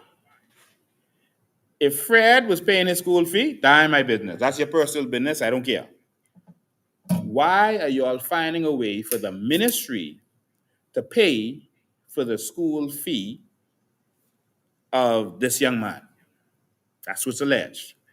All right. And so people at the ministry have already, confirmed that. But Fred could confirm it. All right. So why we paying for this young man's school fee? So the young man says, and this is in his words, he made a post when he got this position, this big position. Let me see if I have the post here already. He put up a post saying that he accepted the job. The government gave him a job as the second secretary to the High Commissioner in London, the Bahamian High Commissioner in London. His job is he is the second secretary to the High Commissioner in London. All right, so keep that in mind. You are the second secretary to the High Commissioner in London. Okay, that ain't no problem. That's your job. You are the second secretary to the High Commissioner in London. Okay, if you're the second secretary to the High Commissioner in London, why are you traveling all over the place with Fred? Why are you working with Why the you're not High stationary Commissioner? in London? All right. Why are you not with the High Commissioner doing his work? Why are you traveling all over the world with Fred? And how you skip over the first secretary to go on the trip?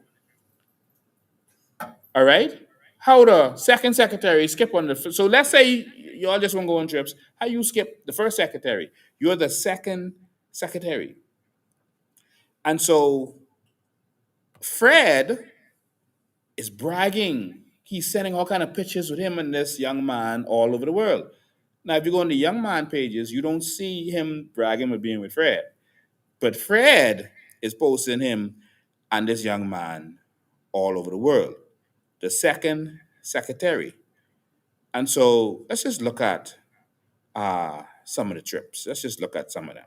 All right. Um, so Fred decided he wanted to go to, let's say, where do we start? China. All right. So this is, I gotta bear with me as I pull this stuff up.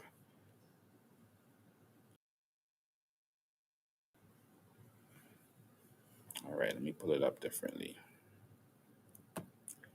So yeah, let me replace that. Replace. So Fred decides he's going to China. I need the second secretary to come with me on to the secretary. I need the second secretary to come with me on this trip. And so Fred uh, is in China. So here he goes to China.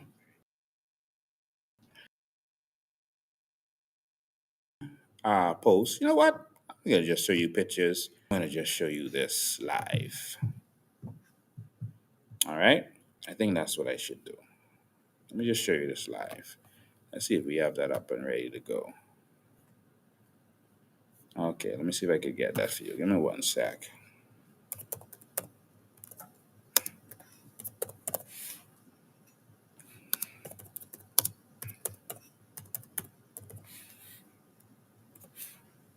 Okay. All right, let me just share my screen and then just go on a little tour. All right, let's just go on a little tour. And that's how easy they make it to see what's going on. All right, now Fred, he's gonna keep talking with me. Oh, Fred, we got we could have a live every week just on you for the rest until election, based on what your people at that ministry are saying. All right, so let's just take a tour. Okay, this is Fred Mitchell, minute by minute, not Justin. The fella to the left is Justin. So Fred is here on a travel. He says he's with this. Justin Smith, the second secretary at the Bahamas High Commission. All right, and he's doing a tour, and so he's with Justin right there, and so Fred is talking about that. So now, and that was 2023, and it's 2023 again. We have all these pictures saved, and he is here in where is this? Yeah, this is in London. He had a little stop over there, and again, he's in the picture with the young man right there again. Okay, no problem. That ain't no big deal. The fellow worked there. Oh, he's decided to go out to the book signing, to Hubert Ingram's book signing. Oh, he take the young man with him. All right, that's at the Balmoral, and so this in April 2022. See, the fella wanted to go to Ingram's book signing. He take a picture with Ingram. Fred right there standing behind him. All right, okay, let's keep going. All right, let's skip that. This is actually how long Fred know the young man. This is from December 18th, 2019. This is at the forest. Remember the fellow who made those statements that we made a complaint about threats with? Kendall, this is at that restaurant there. See Brave there, but Fred sitting in the back with the young man right there. See the young man in the back? All right, so this is from before they even take government. The young man was everywhere with him. All right, and people are friends, so that's fine. So here's China. See here, Fred right there, young man right there, all the way in China. This is 2022. All right, all the way in China, all kind of trips. This is another trip. The Food and Agriculture Organization. Um, this the Latin American situation what they had going on. You see Fred standing there, the young man standing right next to him. All right, but you in school because we paying for your schooling. How you getting time to travel all these places? All right, and you're supposed to be working for the High Commissioner. All right, but you all over the world with Fred. All right. Here's another picture. I don't know where this is, but here again, everywhere Fred goes, etc. Those other people have nothing to do with this, so don't mix them up in this. Um, okay, not that one. That's a different one. Uh, but all over the world, here they're having another. Where is this? Yeah, this is some other Latin American thing, and here is Fred and the young man right next to him. All right. And so this October 14th, school open. I'm curious. I was trying to find what responsibilities second secretary. I don't know. Fred will tell us. He's going, he's going to do a voice note tonight. In the middle of cussing me, we just need him to explain why the government is paying for this young man's school fee, um, housing, et cetera, that people are saying, and it might not be the case. But Fred just explained. So Why are we paying all this for this young man? And there's other young men where it's a similar situation. But why are we doing that? that Hold on, before we go, let's keep looking. All right, let's keep looking. Let's go back. All right, and so Fred, yeah, this is 2021. Say with the daytime, Senator Fred Mitchell. This is April 2021. This before the election. All right, they canvass in. Say this Senator Fred Mitchell with the daytime. What? Listen, is that a Freudian slip? You see the words? I don't know if I could repeat that on this Christian show. but I got to read what it says.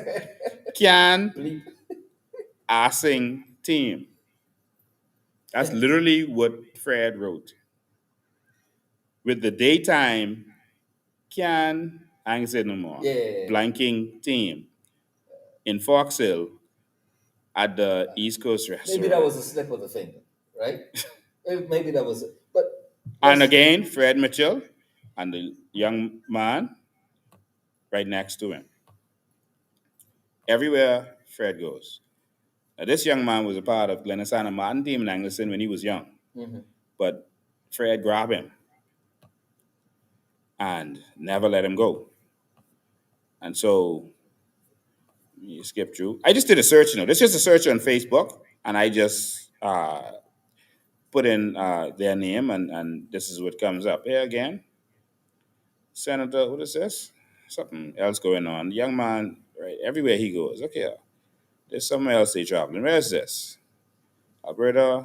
Oh, this Elaine and them, they was on a trip. And so Fred welcomed them. And here the young man is speaking again. Everything Fred does. All right. And so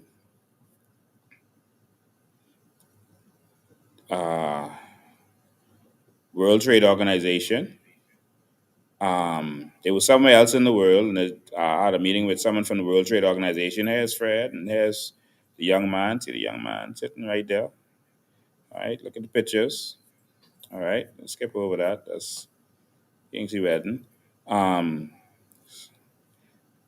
you know, and so even at Rome, Fred was shaking hands with the I guess the Pope and them or whoever those persons were at Rome.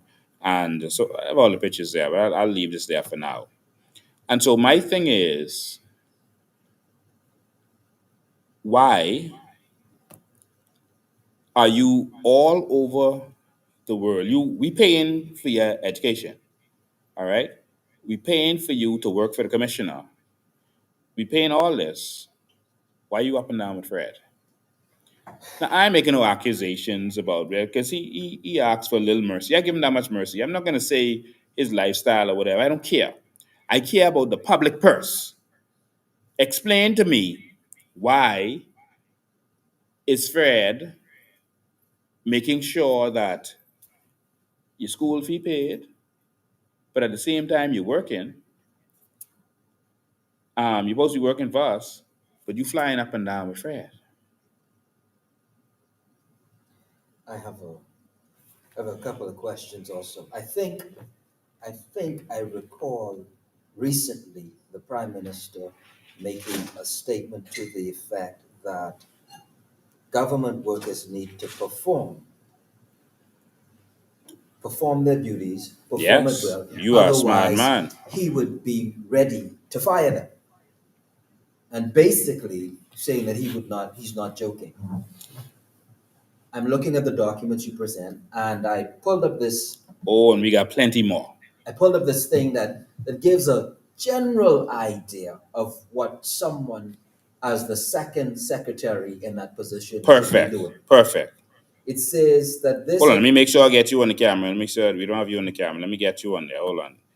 Yes, go ahead. What the second secretary supposed to be doing? so this is a general idea of what the second secretary of a high commission should be doing. Might not be very specific, but generally gives an idea. It says that this person should monitor political, economic, social developments in the host country Hmm. and prepare reports for the Bahamas Ministry of Foreign Affairs.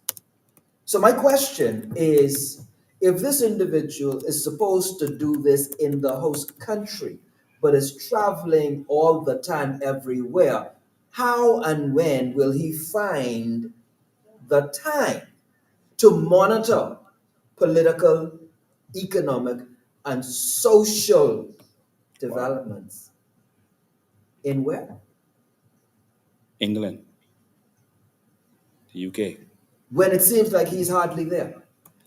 Now, again, it So seems maybe China is a part of the UK. Maybe Latin America is a part of the UK. Maybe Canada and Rome is part of the UK. If the maps were changed and if they were relabeled, maybe. But I don't recall that happening. I do recall that happening in one instance. At some point in history, maybe Rome was a part of the UK, man. But we're here in this time, though. We're here in this time. And my map doesn't show at some that. point in time, maybe China was a part of the UK, maybe? China? No? I'm in 2025. And I don't recall a map, not even historically. I don't recall a map, certainly today. Mm-hmm. So it seems to me, by this general idea, that the young man isn't on the job. That's the conclusion you come to. That seems like the only logical conclusion. Wow. So if he's not on the job and yet he's being paid somewhere in the area of what, 45, 50,000? No, between 55 and 65,000. Fred will tell us tonight. I trust me. He will. 65,000. Fred is a good, decent, honest man. He's going to tell us tonight. It appears that he's not on the job. Yeah. I as a teacher, I had to be on the job, and when I wasn't on the job, I had to report as to why, or I had to get a sick slip, or I at least had to call in and say, hey, look, this is my situation. But on day 2, if I'm still out, I better return with a sick slip. Or the other things necessary to keep me in line would kick in. Yeah. Someone asked a question on the live, and that's a good question. So a young man can't work with someone? Yes, you can. But explain what you're doing to us. If I hire you as a manager, and all of a sudden you hire a young man, and I can't ask, you need to explain that to me. What this person doing? Why is that a problem for the owners, the Bahamian people, to ask the manager what's going on with the company? And here's another question. Why do you need 10 young men? And so, for example, if we see what other people are complaining about, staff, a lot of people have started to leave or they're disgruntled at the Ministry of Foreign Affairs. Why are you hiring so many young men that people are suspecting are homosexual? You're not disqualified from any job if you're homosexual. But if it seems like the minister who has been for years, according to Dr. Miles Monroe, has been pushing a homosexual agenda, if all of a sudden you're in charge of a ministry and you are hiring, everyone can see, you hiring all these fellas that seem to be of that orientation, then you're telling the people that don't believe their lying eyes. And so that means that you are pushing an agenda that's discriminating against other Bahamians. Because a young lady should be qualified to travel with Fred. A heterosexual young man should be qualified to have that job. If you have that job, because you are homosexual, I'm not saying a young man homosexual, I don't know. All right? But let Fred answer that. If you have that job because of your sexual orientation, that's discrimination against the rest of us who straight. With our money. This is our money. This ain't Fred personal business. He's never run a business. All right? We don't think he's capable of doing that. This ain't his personal business. We ain't care about your private life, you know. We don't care who you've been living with in your apartment. We even had his neighbors call us. But see, I ain't getting into his personal business. And if he want me to, I can. But we're not getting into that. We are concerned with what you're doing with the public purse. Fred, you talking about 64,000? Why are you paying a young man, 25-year-old man, 25-year-old young man, $65,000? We don't have a problem with Bahamian young man making $65,000. Don't twist that. But it can't be for some advantage. And we have a right to discuss this and talk about this because clearly you flooded the Ministry of Foreign Affairs with people of that persuasion, and that is wrong. That is wrong. You have no right to take advantage of this country. And what people in those ministries feel, my brother, is that Fred is a part of an international conspiracy. That's why he likes to be in that ministry. A part of an international conspiracy with an agenda. And he is pushing that on this nation. I want to say something to that if I might, and then I'll ask my you rightly pointed out that our concern, and rightly so, is what's going on with the public purse. But anyone, any Bahamian who's paying attention can see that there is in this country, as is across the globe, the world, an agenda to push that lifestyle. And I want to say, I want to say this. Look, whenever heterosexuals, straight men or straight women speak up against that, all of a sudden we are discriminatory, we are harassing, we are hating on.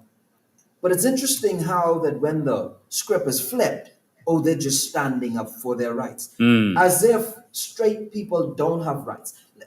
Let me take a moment and remind people of the preamble to our Constitution, right? I could paraphrase it, right? But listen, I just want to read the second paragraph. Second paragraph, right? And here's what it says. And whereas the people of this family of islands, recognizing that the preservation of their freedom will be guaranteed by a national commitment to self discipline, industry, loyalty, unity, and an abiding respect for Christian values and the rule of law. Listen to me. The framers of this Constitution, those who put this together, intended that this country lives by Christian values. We get you got freedom of choice. We get that individually you have freedom of choice. But if you come to the seat of parliament, you have an obligation to maintain Christian values. We stand on that. I stand on that. Mr. Bain and the coalition stands on that. And we will not allow that agenda to proceed. Listen, people talk about rights. Christians have rights too. Believers have rights too. People who are not Christians and do not subscribe to that lifestyle, they have rights too. We make it seem like only certain people have human rights. We're not human. We're not people. We are going to stand on godly principles. What people do in their private lives, that's their choice.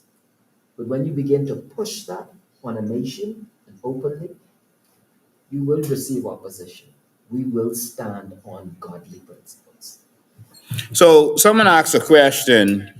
Someone asked a question. Are you upset with him as a person or his work as a minister? I don't take things personal. Fred Mitchell has been, he set the standard for MPs. I think Vincent Pete was the first one setting the standard. He was the one who started giving out those Mother's Day pictures and little rules on Mother's Day and doing little stuff and always being present. Fred Mitchell came and took that to another level. He's always there when you're having a wedding or funeral, et cetera, et cetera. So in terms of on the ground, I could give him credit for that kind of stuff. All right.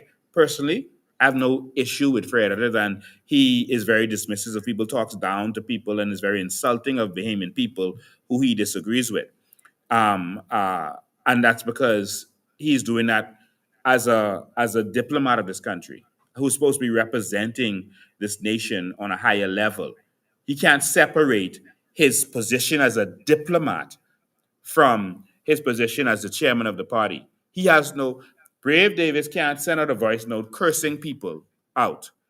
And then I say, but that was just something I was sent out as a leader of the party. But as a leader of the country, I'm going to be diplomatic. You cannot separate yourself. And so I am only dealing with him, and I only deal with people on their public affairs. I don't deal with, I got files on every politician in this country. I don't care who you're sleeping with. I don't care about your personal business deals or failures or successes, etc. That is my business. All right? I don't care. I don't care what church you go to, your religion, that ain't my business. I care about your public affairs and how you deal with the public's money. And all of us should. They try to get you caught up on these little nasty back and forths so that you don't talk about the public affairs. He wants to get me caught up in talking a nasty back and forth, but I only care about the public affairs. And this only step one. So after Fred Mitchell responds tonight on his thing, we can release the dragon further. All right? Now, personally, I have no problem with the gentleman. But I have a problem when you are discriminating or appear to be discriminating against heterosexual young men or against women in this country. I have a problem with that. And people at his ministry have a problem with that. Everyone can see it. We can't just sit down and accept that. Someone asked me, but are these people qualified? Yes, I have no problem whether they're qualified, etc. That's not the issue here. The issue is if you have a straight young man and a homosexual young man apply for the same job, and it always seems like the homosexual one gets it, and the member of parliament is homosexual. Come on. Come on. If a member of parliament is running a ministry and only his church people getting jobs, the people from his church, isn't that a problem? It ain't whether they qualified or not. No. It has to be fair. We must avoid corruption and the appearance of corruption. That's what the law says. That's the law.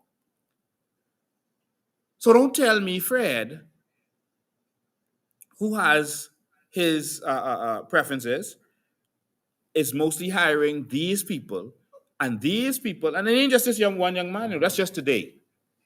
We got more to talk about if Fred won't go in that direction. All right? We got a lot more to talk about. Fred, ain't nothing you could say but me that y'all ain't none say. Nothing. But I know one thing. I've been fighting y'all corruption for all these years. And every business that y'all politicians have attacked and mashed down, God builds me back up. Every lie that y'all spread on me, it goes off like water off a duck's back. All I want you do is worry about what belongs to the Bahamian people. Simple as that. Fred, I'm going to play this for people who are listening to this. This isn't an attack on Fred, This us asking them to account for our money. They still have not repaid or reported to us that they have repaid the $100,000 that the government stole to go on a trip to Bermuda. On their personal trip. This was not a government official business. This was a personal PLP trip to go support an event that was happening over there. This is their personal trip, and they had us, the taxpayers, pay for that. They sent one check for a smaller amount. I think it was $12,000 and said they could pay the rest later. They never come back to us and say they paid. Fred, pay the people. Put our money back. That's what you all need to do. Stop paying millions of dollars in rent for your people. You see the numbers. Millions of dollars going to pay. I have a whole list of names. And every week I'll tell a different story if Fred wants me to. A whole list. $811,000 paying school fee? For who? 811,000? Fred, stop playing with our money here.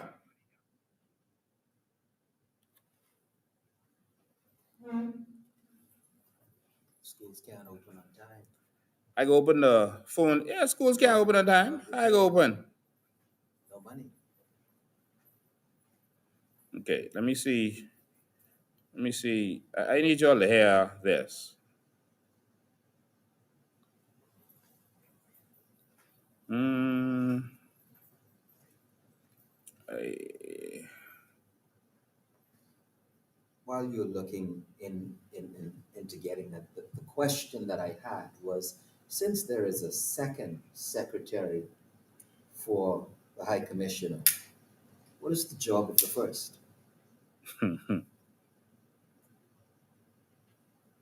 mm. Because it seems like the first might be functioning because the first isn't traveling, are they?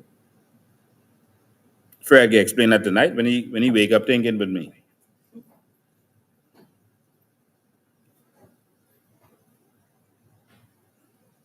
And it seems if the information provided is indeed what it is, there really isn't a need for a second, given the responsibilities that should happen, that should take place.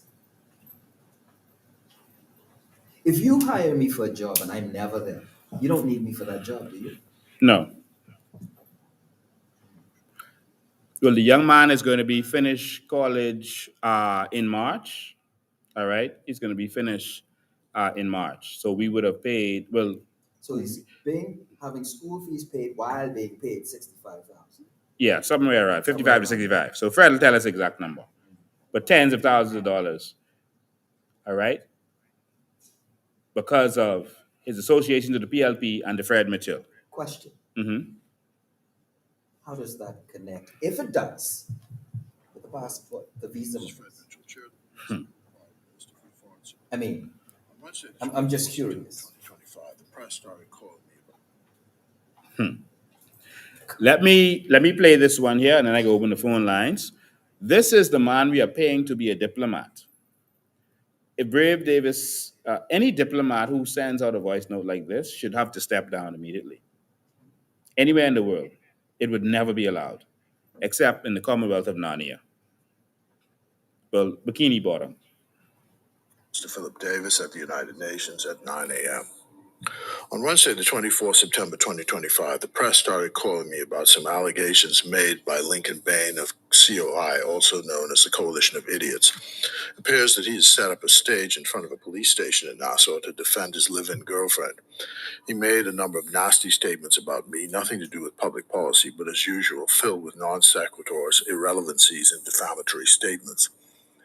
We who operate in the mainstream of public life and have a rational responsibility to govern continue to be confounded at how a crook and an idiot, a jackass, an obvious flim-flam man with dust for brains and a daily dose of stupidity for breakfast continues to attract political attention with his steady diet of nonsense and rubbish. Wondering how we keep While attracting redemption is attention. possible in the Christian faith, Paul Adley, if he were alive, would have described this chief of the coalition of idiots as a rascal, a serial prevaricator, an infidel, and corrupt to the core. Right now, this rascal wants to be prime minister, but cannot and will not pay the $64,000 that the court has ordered him to repay a woman whom he swindled the money from. Some people have said to me, well, why don't you sue him? But sue him to what end? He doesn't have two coppers to rub together. He's broke and would just love a lawsuit so that he can pursue other lies and irrelevancies. In the end, we must rely on the goodwill of the Bahamian people to reject this nonsense, this piece of dog doo-doo, this national scum calling himself Lincoln Bain. The man who started his career interrupting naked people on the beach and sticking a camera in their faces at night, then claimed to be ordained as a preacher and born again. But he's nothing but a low-down, dirty political dog who needs to find Christ and repent. I'm not finished yet with this fellow. PLPs and people of goodwill slammed the door in this stupid man's face. Oh, violence. He slammed the door in my face. Now I turn to another political infidel. He's not finished with me. You know what's... He said I didn't talk about public policy, but all I did was talk about public policy on that live, and all I did was talk about public policy on this live. And everything we said here is asking questions, and we want answers about what's going on because we don't understand. We don't understand why certain things. And again, this is only a drop in the bucket. Because if I start calling names, anyway, I'll wait until after the live his message tonight, and we'll continue. You know what's so sad about that voice note, Mr. Bean? Mm-hmm. Is that it is not becoming of a man in that position. Mm-hmm. When you hold high office, you are expected to maintain a certain standard. Mm. If you can't maintain the standard, then step aside. It is shameful that one in such a high standing would stoop to such a level as to use the type of words, of adjectives, to describe a political opponent, one who shouldn't matter.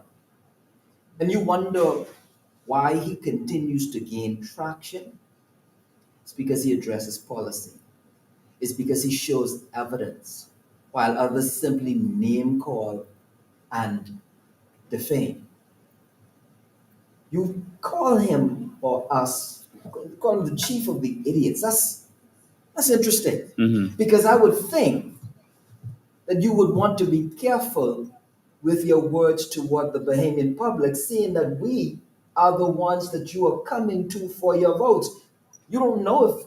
No, we are paying Before we for even get trips there, for him and his boyfriends. but before we even go there, right? See, because you essentially call the Bahamian people idiots. The last polling showed that the independents were up by 50%. So you're telling us that 50% of the people, for now, are idiots. This is how you speak to the Bahamian public, the arrogance. Maybe you have idiots in your constituency who are ready to vote you out.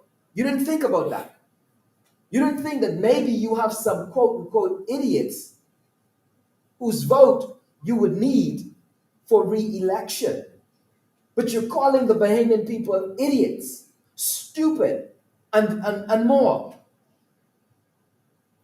The arrogance. I'll tell you this. There's a scripture. Nebuchadnezzar, who thought he was so great, in Daniel 4:7, that no one could touch him, and God had to take his mind from him for about a period of 7 years and send him out to live like a wild animal. When God finally gave him his senses, paraphrasing, he said, look, anyone who is arrogant and prideful, God is able to humble them. Watch God, Fred Mitchell. Now, we haven't, I'm going to open the phone lines, but we haven't even got to talk about how they are bringing in persons when they come to stay in the Bahamas. Instead of putting them in a hotel, they're putting them on private properties. All right. And now the question is, who owns these private properties that they putting the people on? All right. When they could put them in a decent hotel and pay probably less, they are putting them on private properties owned by certain individuals.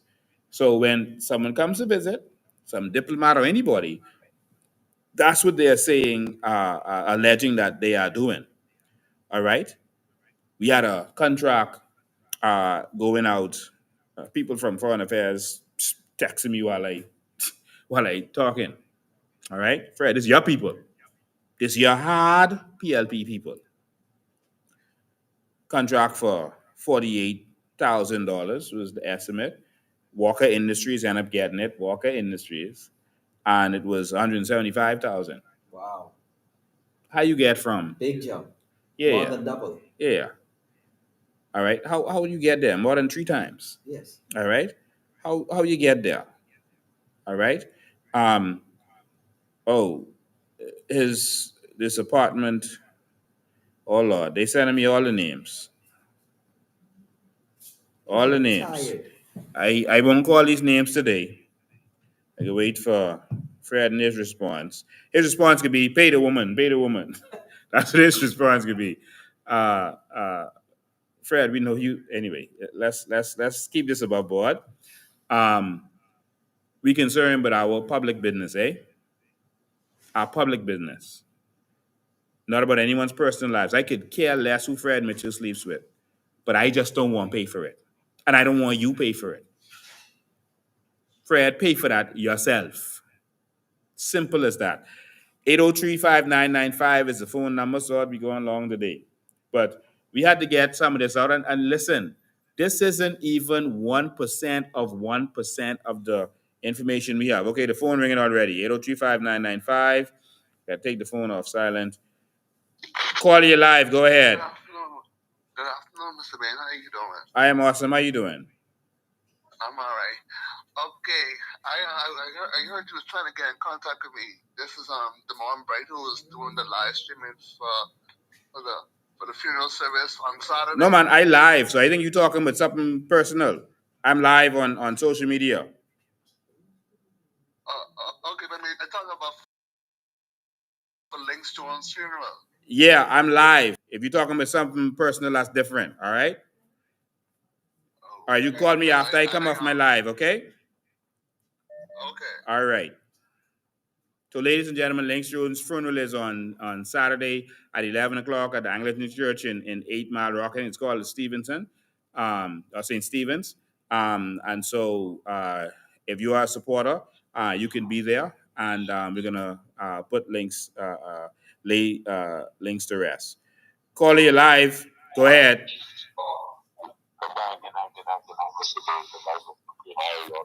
Good night, my brother. We can't hear you clearly, so if you want speaker, put it on regular or something.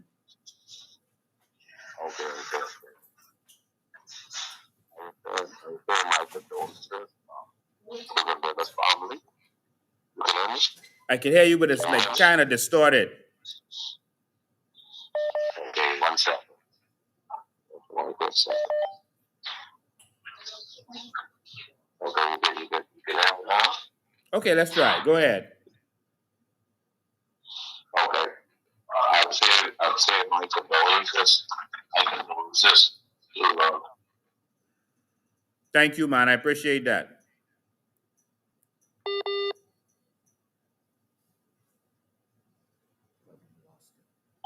Okay, I think your connection is bad. So you can call us back. Thank you, man. I appreciate that. 803-5995 is the number. 803-5995 is the number.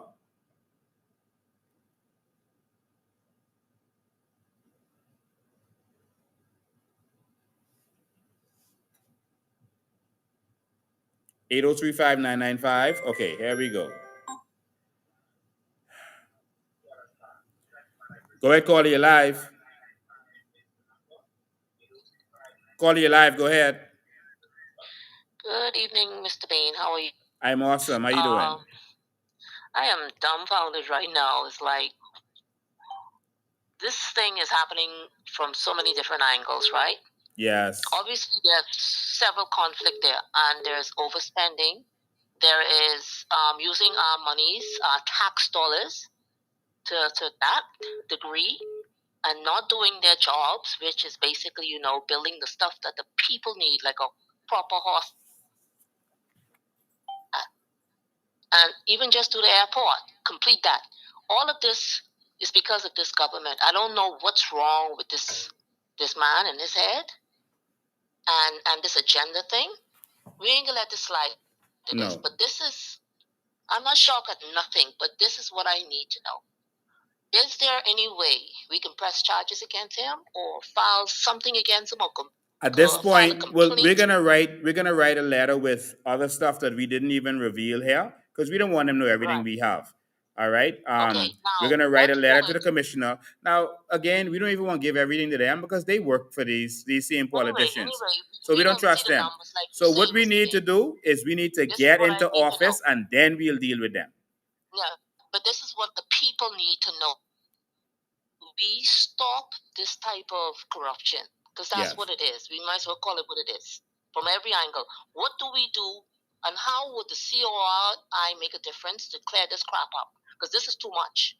Yeah. I had to turn the TV off. It's too much. Yeah. It's overspending it's even past greed. Like hoarder greed. You know what I mean? Yeah. So you have to inform the young people the voters who are actually want to change in the Bahamas, what we going to do and how are we going to fix that? Because that can't continue like that, because that's going in a downtrend financially and economically. We're not growing as a country with this old way they operating, traveling all over the frigging world. And this is it? Yeah, steak and caviar. Attacking us and insulting us? All right. Thanks for your call. All right. All right. Call you live. Go ahead.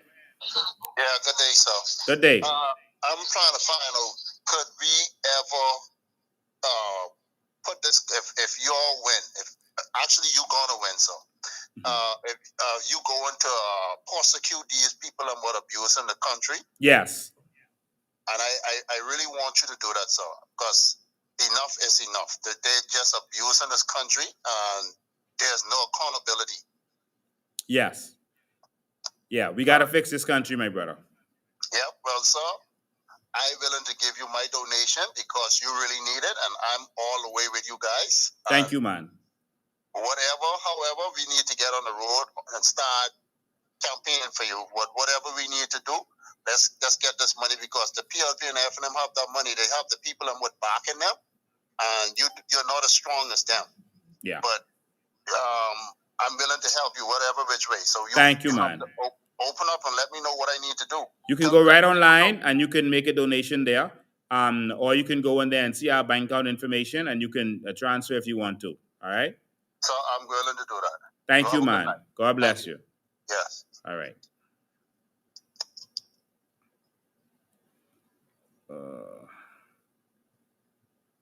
Call you live. Hi, good evening. I'll be very short. Go ahead. I just wanted to say to the people of Nassau Village, you have no excuse now to not get rid of the entire Orange Party. You have Steve Queen. Yes. Great job, John. Thank you, man. Thank you. Thank you. Steve McQueen is a qualified educator who loves this country. Very qualified, more qualified than Fred Mitchell, actually. These are real Bahamians who want to make a change. All right, 803-5995 is the number, 803-5995. We want to hear from you. What do you think about the budget for the Ministry of Foreign Affairs jumping from, would we believe, estimate to be around 14 million something to 50 million? All right? And what do you think about paying for 811,000 for school fees that seems to only be going to a certain way? All right, what do you think about that? Paying for housing. They got several fellas with 5-bedroom houses that they living in. Only them. And this ain't only happening in England, it's happening all over. Call you live, go ahead. Good day.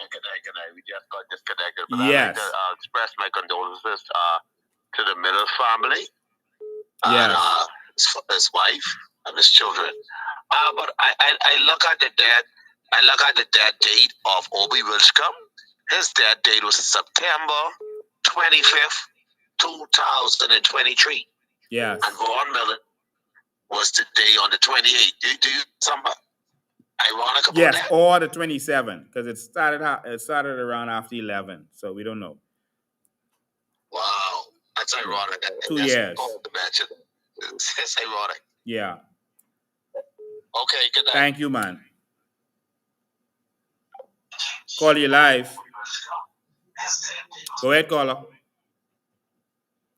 Okay, we lost that one. 803-5995, 803-5995.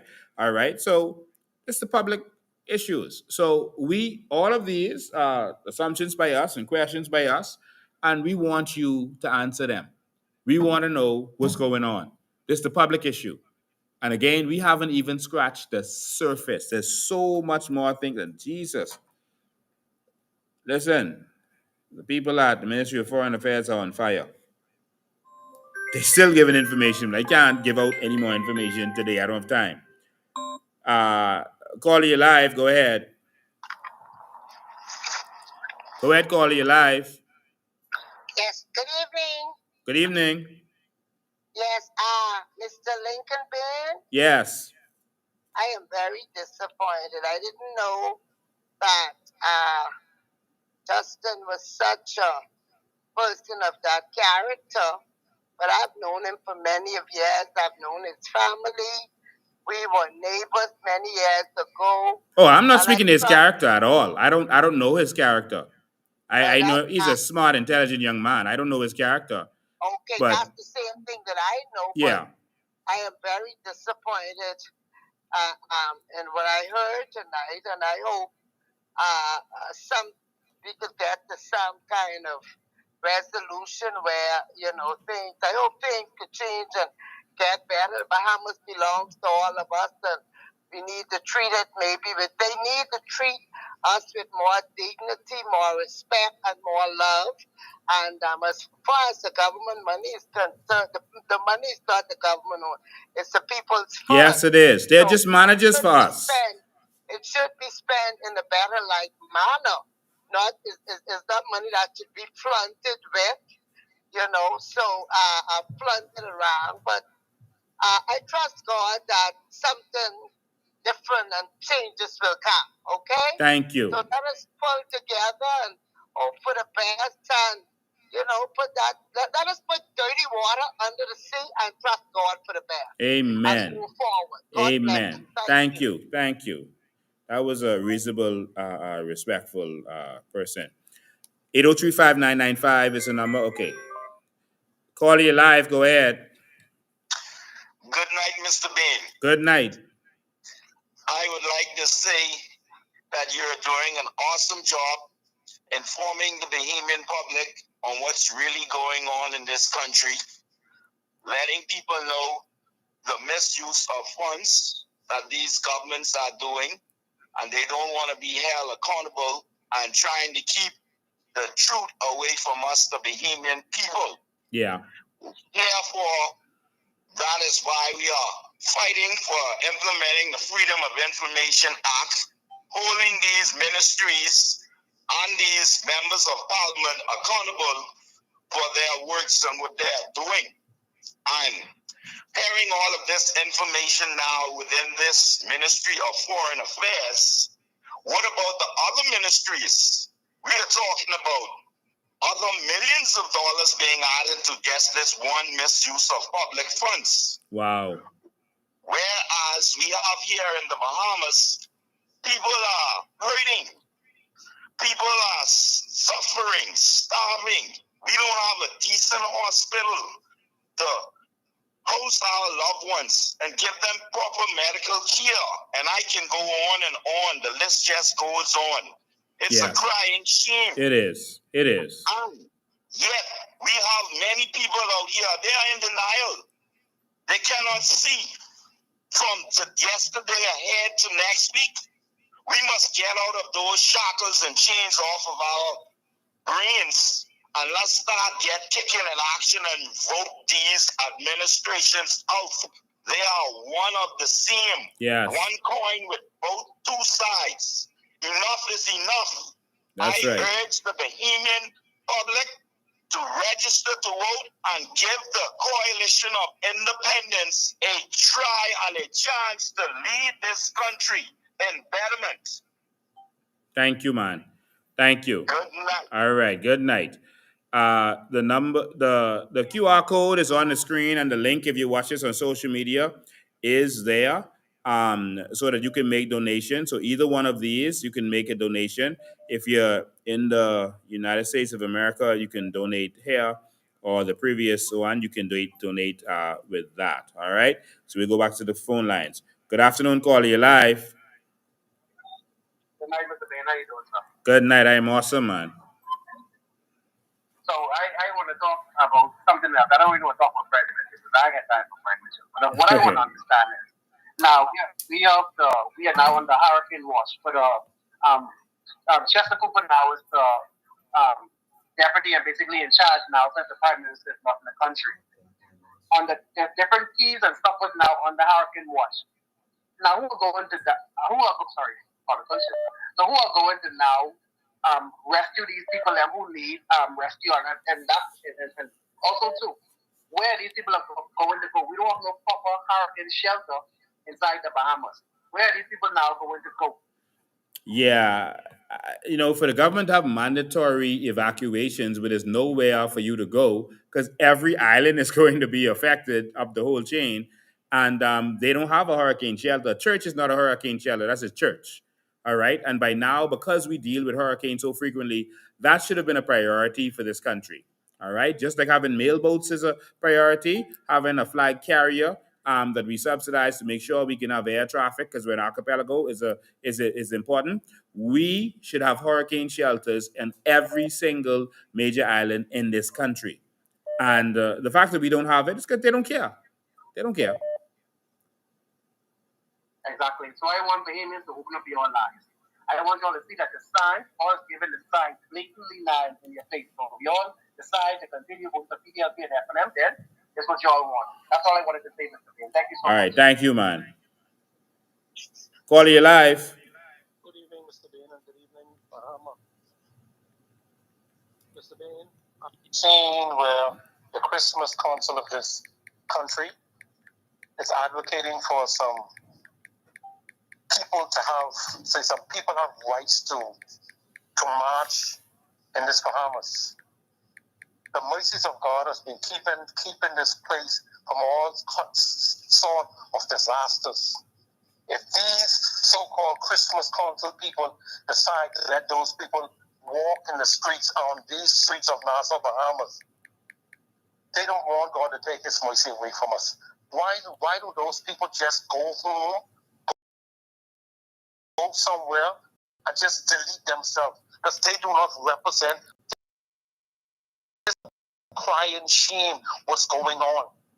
Right? To find themselves in the presence of God. But they don't have no right to soil this nation. This nation already soiled by the PLP and the FNM and the evil empire. We don't need these. Mr. Bain, you have a lot to work. You have a lot to work to do. But the thing about it, God is preparing an army for you. You're not alone.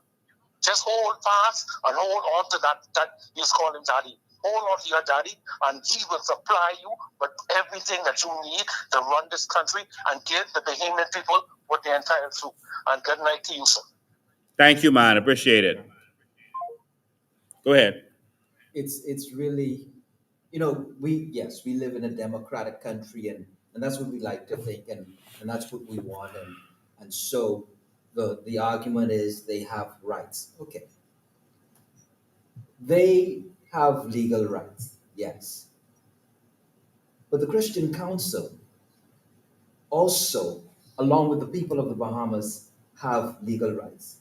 And so, for the Christian Council to decide, if I understand it correctly, that they will not object, they will Hold the not line, caller. You're protest, next. is really a letdown for people who should represent Christ. Because while people have a right to choose, they never have the right to do wrong. That's why we have laws. And for those of us who say we represent God, when people make a public thing, a public declaration, a public display of their sin, we should be ready to publicly disagree and publicly challenge, because we stand, or should stand, for God above all else. Thank you. Caller, you live. Yes, good night, Mr. Bain. Good night. Yes. Yes. I just want to find out if King Charles III could get involved in the corruption and stuff that's going on in this country. No, actually, he can't. He's just a titular head, and if you write to the king, he will respond to you. Not like our government, he will respond, but he's going to let you know that he's just a constitutional monarch, which means he's just a titular head. That's just a figure like Ronald McDonald's. He doesn't really own McDonald's. All right, that's just a figure. So it's similar to that, not the same, but similar. So he's not going to assist.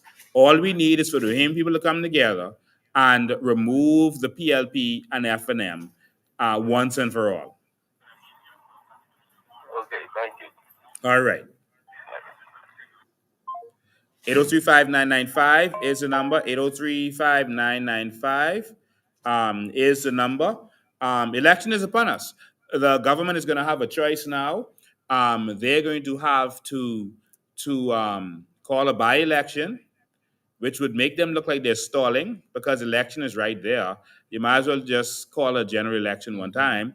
So if they call a by-election and go through that whole long 2 months process and campaigning and all that just for a by-election, that doesn't make sense. And so they're gonna have a choice to call a by-election or just call a general election for November. It's simple as that. They were trying to push the election back because they didn't get good response to their little link ups that they were having. You see, they slowed down on them. They wasn't getting good responses out there. It was embarrassing what happened on Windsor Park, and their poll that they did said that 27% of the people were supporting the PLP, 22% supporting the FNM, and 51% are supporting the independent. Never happened before in the history of the country. And so that had them in shock. So they were trying to push the election back. But Vaughn Miller's death has changed the game. Let's go to the phone lines. Good afternoon, caller. You're live. Good night, Mr. Bain.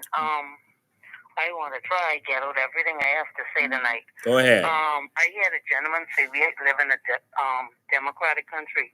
Yes, that's what they say, but that is not what they do. We are. This is a dictator country, and they don't want to get our input. They don't want to hear anything we have to say. They just want to do what they want to do. And if you say something, they'll call you an idiot. Yeah, but guess what? Time ain't long as rope. Yeah. We are not grandparents. Back then, a lot of people are tired. A lot of people are fed up. They was looking for their money. They were supposed to pay them in September. They disappoint them. Glover Rule and all of them was on talking foolishness. The union people want their money. While y'all billing up paying for y'all pump people in these rented places, paying school fee and paying them a salary. People are suffering in this country. People are sleeping in their cars. Sometimes people don't have nothing to eat. You see them walking the street, and they are only at the mercy of the Bahamian public. If you have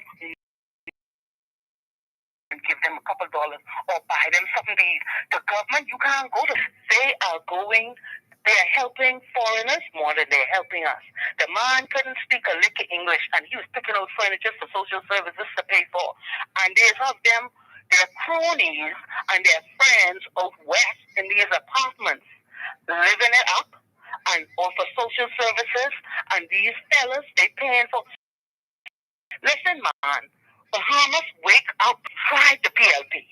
We've tried the FNM. It did not work. They don't care about us, and they show it every day. They talk down to us. They belittle us. You can't go to no government office and get nothing. And they talk about it. And while they eat caviar, and they travel, and their cronies, and their buddies, and their sweetheart, go with them. Hell no. I say no. No more. Not in this country. Not with our money. We will be dictating what we want done. We will deciding what we want done. People, wake up. Have a good night, Mr. Thank you. Thank you. 803-5995 is a number. We'll be going long tonight, but this was a good conversation. I want to show you all something again. I'm sharing my screen again. Do you know what this is, Professor? Do you know? It's going to come on the screen in the back of you in a sec. Hold the line, caller, you're next. Just hold the line. This medal right here was given out by this week was given out by the Governor General. This medal was given out to the Governor General. Look what it says on the medal. Bahamas, Haiti. Yes. Wait now, wait. That was given out by the Governor General. Wait. This week. Cynthia Matapratt. They defiled this country again. If Bahamians don't see what's going on, this was given out by the Governor General. This Bahamas, Haiti, our Bahamas colors, and they put Bahamas there and Haiti there. And then they have the emblem on the bottom of it with stuff So, from Haiti's flag look like. Cindy Mother Pratt this weekend, and I have a picture of her giving it out, gave this out. There should be nothing from this country with Bahamas and Haiti on it. That is a disrespect to the people of this country, to our mothers and grandmothers who fought to build this nation, to make this an independent and sovereign nation. For this government to have their governor general, who should know better, to put that in writing and engraved. Do you know what kind of spiritual manifestation that you are doing by engraving that? And then giving that, she gave that to Defense Force officers. All right? You will remember recently, we had call and come to you issue where we had an athletic event, and you'll remember this right here. You remember this. This government allowed this team to compete called the Bahamas Haiti All Star. This is an international track and field event. The 4 by 400 meters relay, and that is what is on the screen. What are they? It's happening right before your eyes. And they are trying to say that we are xenophobic. In Haiti, they wouldn't let that happen. They would defend their nation and their sovereignty. This has nothing to do with xenophobia. This is about pride, national pride and culture, man. Defend your nation. Stand up for your nation. Don't let the FNM and PLP sell us out. Bahamas, stand up. Have dignity and pride for what grandmother and grandfather fought for, what mommy fought for, what nana fought for. Our people slaved this land. there can be no two nations in one. We cannot marry Caller, coming to you right now. cultures. And if you, as a Bahamian, cannot see that your country is being given away right from under you, that those who are in power are deliberately attempting to replace the face of this country, the people of this country, with another nation, you need to open your eyes. Don't let them talk about xenophobia. We have problems with foreigners. No, we have a problem with them, with them selling our country. You could have a man insult Bahamians, curse out Bahamians, say that we stupid and we dumb, and their children smarter than us, and say how they taking up all the land, they buying up all the land, cash, and Bahamians broke, bragging about that, insulting Bahamians. And then you're invited to the Prime Minister office for to commemorate Dorian. You talking? Who insulted the Bahamian people? In no other country, including Haiti, would that be allowed. None. If you go to Haiti and you insult those Haitians like that, you think the Prime Minister or President can invite you to any event to talk? This happening right in front of Bahamians' eyes. Let's go to the caller. Caller, you're live. Thanks for holding. Good evening, Mr. Bean. Good evening. Listen to me. Cynthia Mother Pratt must be a Haitian herself, because there's no way a woman of integrity can stand there and give out medallions to the Defense Force officer and not know what was on it. So she has to be a part of it. Wow. Red Davis don't care about what's going on in this country with this Haitian backside. So we need to know what's going on.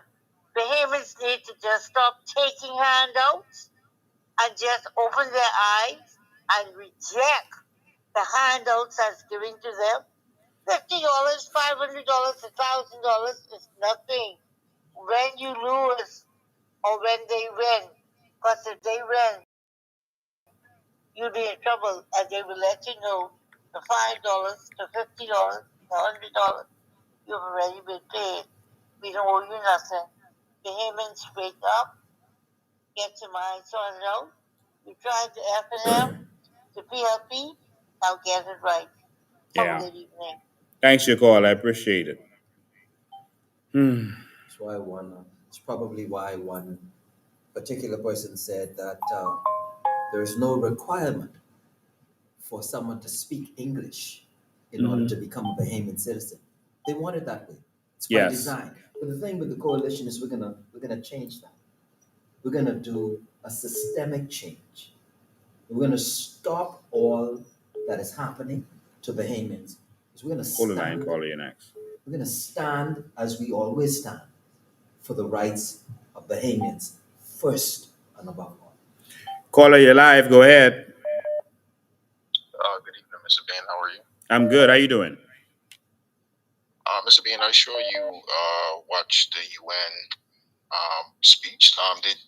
Did you take anything from Mr. Trump in his speech?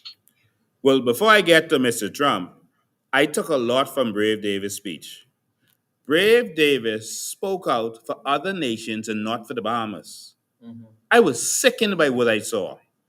In any other nation, they would have been chastising their leader. This man talked about Palestine situation. He talked, 50% of what he talked about was about Haiti. The only thing he said about the Bahamas is climate change. He talked about Haiti having all these issues with crime and corruption, drugs, guns, everything else, every issue they have, but didn't talk about our issue. He talked about putting money together and raising funds to help Haiti. But we need the money. We need real leaders. He talked about the leadership issue. This man talked about Haiti and not about us. His people. Jesus. Yeah, caller, continue. Yes, Mr. Ben. I just wanted to get your opinion on Mr. Trump's statement on illegal migrants in, I guess, the European countries and in America. I just wanted to get your opinion on that. Hold on, before you go. In terms of illegal immigration, Trump knows that the Bahamas is a conduit for illegal immigration, and we're suffering because of it. I wanted to say this, so I'm going to say this now. I know of Bahamians who recently were going on a cruise and they got a visa. They applied for a visa, and their visa was one time only for the day of the cruise, and that was it. One time only. This is not something that used to happen in the Bahamas. And y'all can screenshot this and send this around. Because we are allowing our country and our borders to be corrupted, we are mixing up with all these other people. That is causing us a problem. You'll remember when Trump said after Dorian, yeah, I love the Bahamians. I want them to come in. They're good people, but they letting the Haitians come in. And there's some bad Haitians that we don't want in our country. So because of that, the Bahamians can't come. We used to get indefinite visas. Now we don't. Indefinite meant it never expires. Can you imagine that? Even your police record expires. We used to get visas that don't expire from America. But because we start letting these people come in, and America don't know who is who now, we in problems. Now we got to pay more for visa.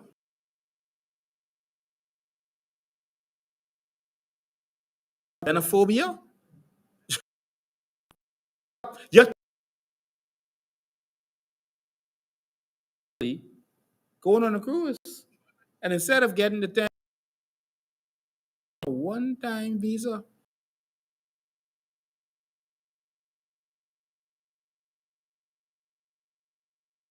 to defend their nation.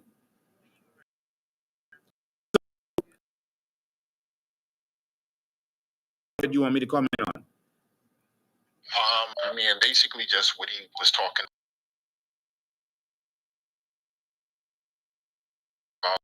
in terms of,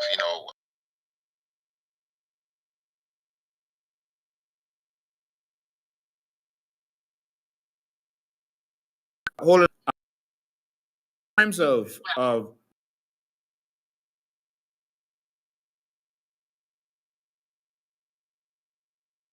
changing the culture, that's what happens when you don't control your body. One food in Iraqi is now griot and pickles. Um, we got to get this together, man. We have to. It's not a bad thing. Haiti protects their borders with their constitution. They say you can't own land in Haiti if you're a foreigner. You can't own land. That's their law. Is that xenophobic? That's in their law. You can't run for none unless you're a Haitian of origin. Their law, and in some positions you gotta own property and have a business. Means you have an interest in that you're a Haitian of origin. You own property, mean you got an interest.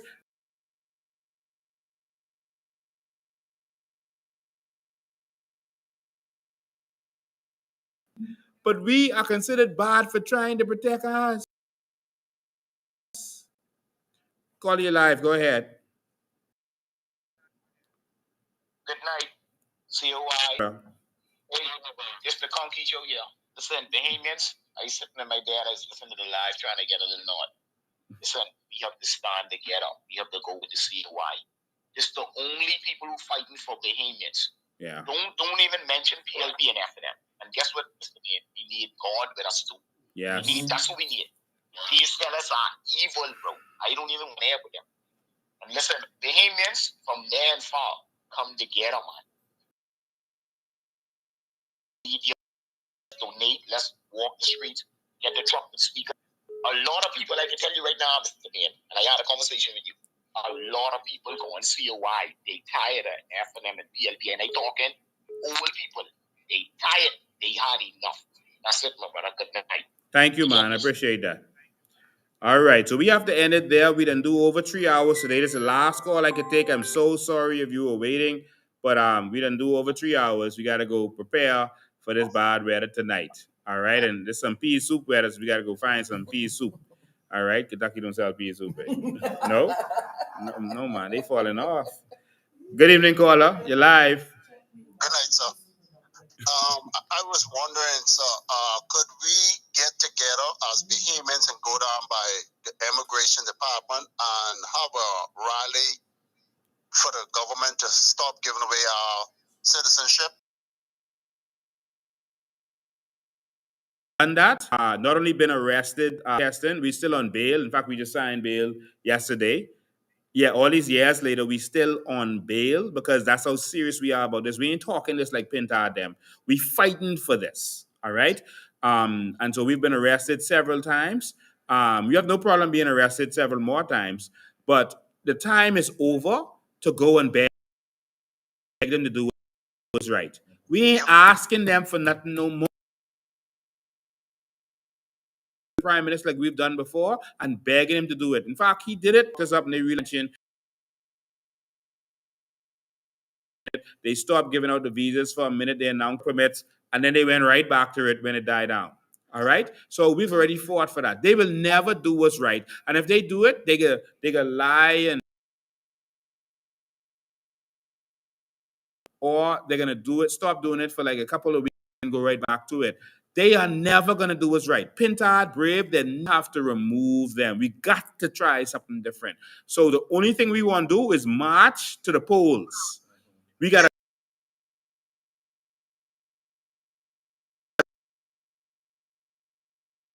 I say this because new voters, because Bahamians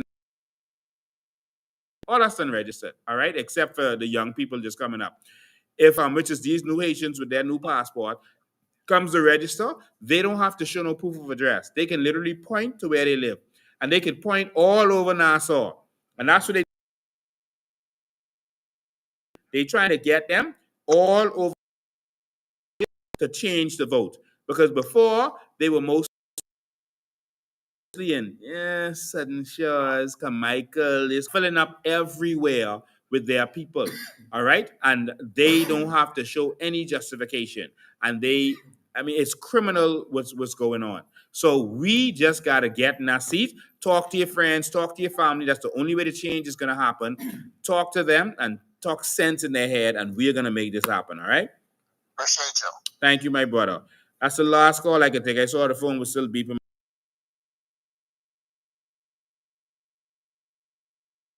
Half hours tonight. So we it's half of a work day that we didn't put in. But we love doing this. We love educating the Bahamian people. And so, Fred, when you respond tonight, listen, you could call me all the names you want. They call Jesus the devil, and just you stop calling me the devil, Fred. You falling off. That's what you used to call me. But listen, when you call tonight, when you go live tonight, don't call me. Please just answer the questions, man. That's it. With all this other nonsense you're running on with, we just need to know what's going on. Why we spending dollars on school fees for these fellas? Why we spending millions of dollars in rentals for these people? Why?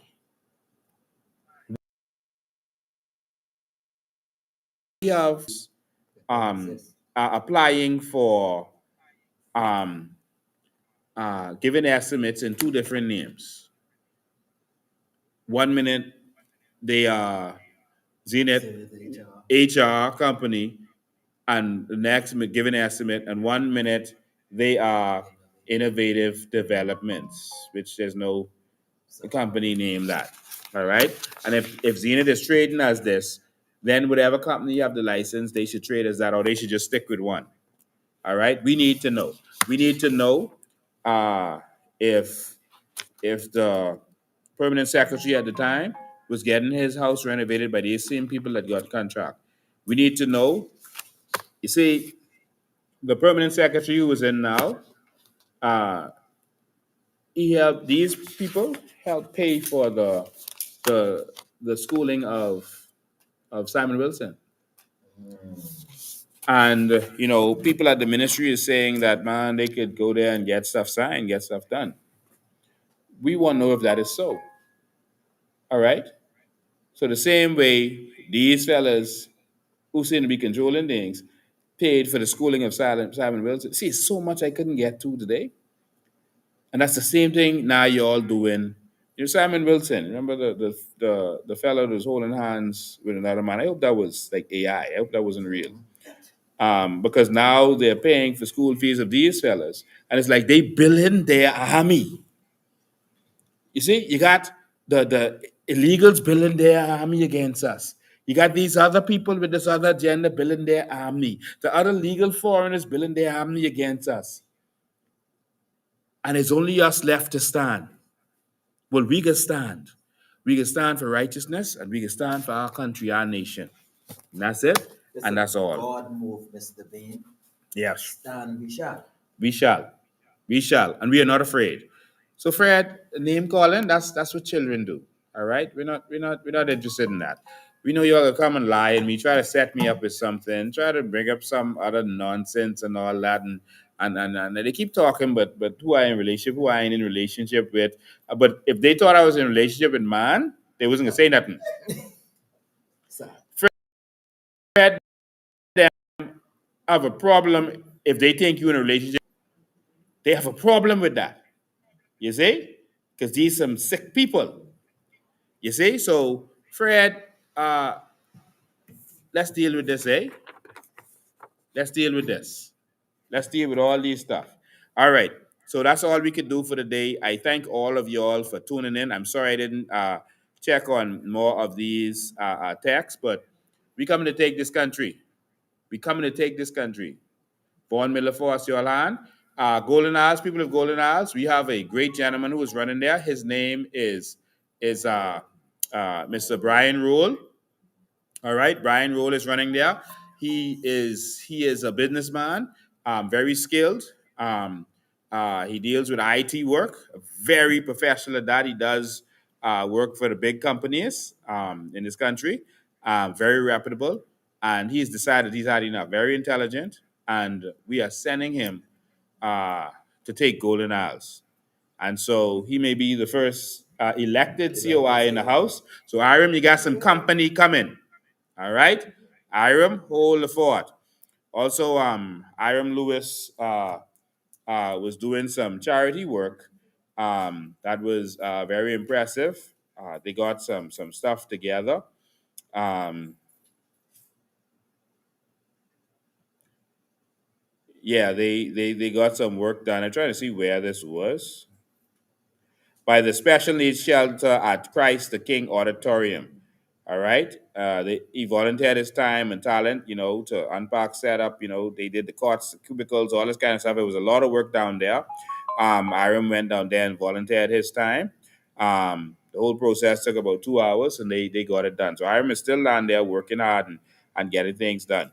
So we might have some rain tonight. People of Pinewood, hope is coming soon. It's a guarantee we could fix that flooding problem, because when you flood, I flood. We could fix that flooding problem. All right? So don't worry. Just vote for change. Their worst nightmare is me in the House of Assembly. We could fix Pinewood. And last thing I'll say today, I actually spoke to the funeral of Tehran Neely. Tehran Neely, they say, was a gang leader. And he grew up in Pinewood where I grew up. And I actually went and I spoke to his funeral. Normally before I speak at a funeral, I sing. That's something I've been doing from I was young. And but I spoke. And the reason that I did that, none of the other politicians came, is because I identify with the young men of Pinewood. I grew up in Pinewood Gardens, a community they made. They created that problem to get rich off of us. Our mothers had to work 2 jobs and couldn't tend to us. We had to raise ourselves. A lot of those young men were good young men when we were growing up. I didn't grow up with Tehran. He was younger than me. I did grow up with his brothers. And I saw when a lot of good young men of my age started going to the streets for survival. And then I saw where there were some institutions that would grab some of us and change our lives, but they couldn't do for everybody. I had people who contributed to my life. I was always in church or music or singing or martial arts or whatever I was doing. It kept me off the streets, and that saved me. And I wish we could have saved more of the young men that I grew up around. But I wanted to be there because I wanted to let the young people in Pinewood coming up know that there's hope, that we have some great people there. Because all our young people need is examples. Nothing transforms lives like examples. I wanted them to know that we have Grammy Award winners in Pinewood, that we have Miss Bahamas in Pinewood, that we have lawyers and doctors in Pinewood. We have big business persons in Pinewood. That one day, we had a commissioner of police who lived in Pinewood. Paul Roll actually was living in Pinewood when he was the commissioner of police. But one day, we're going to have a member of parliament who's actually from Pinewood, not someone the party sent. And one day, very soon, we're going to have a prime minister from Pinewood. That no matter what your background, your history is, that you could have a better life. That we can transform the lives of these young men. What was so powerful, I spoke on the fact that we need a village to raise our children. What was so powerful is that when they did the altar call at Tehran Neely's funeral, this got no attention. The amount of young men that came up, bad boys, monsters, that came up for prayers and to transform their lives was powerful. Tehran Neely was gone, but a lot of the young men that he left, went to the altar. That brought tears to my eyes, literally. To see them, they want hope. Many of them don't want to be doing what they're doing. But there's no hope in this nation. We need a new nation, a new country. And that's what I went there for, to inspire them, that we can aspire for something greater. And to the mothers of Pinewood, We can't have a prime minister from Pinewood Gardens. We can. And you all saw all those young men who came to the altar, tears in their eyes. Some ankle bracelet on, came to the altar at the Ryan Neely's funeral. Now, all we need is our churches and our civil society and our organizations to step up. When I was growing up, parents send you to Boys Brigade, you gotta go. I had no choice. Boys Brigade, RA, Girls Guide, Girls Brigade, you gotta go. And they kept us off the streets. We are going to invest heavily in youth organizations. Heavily. Because I know it saved me from a community that I grew up in. I know it saved me. Thank you all for tuning in. We wait for Fred Mitchell to say, we didn't empty our clip. We just shoot a couple. And we'll be back with more.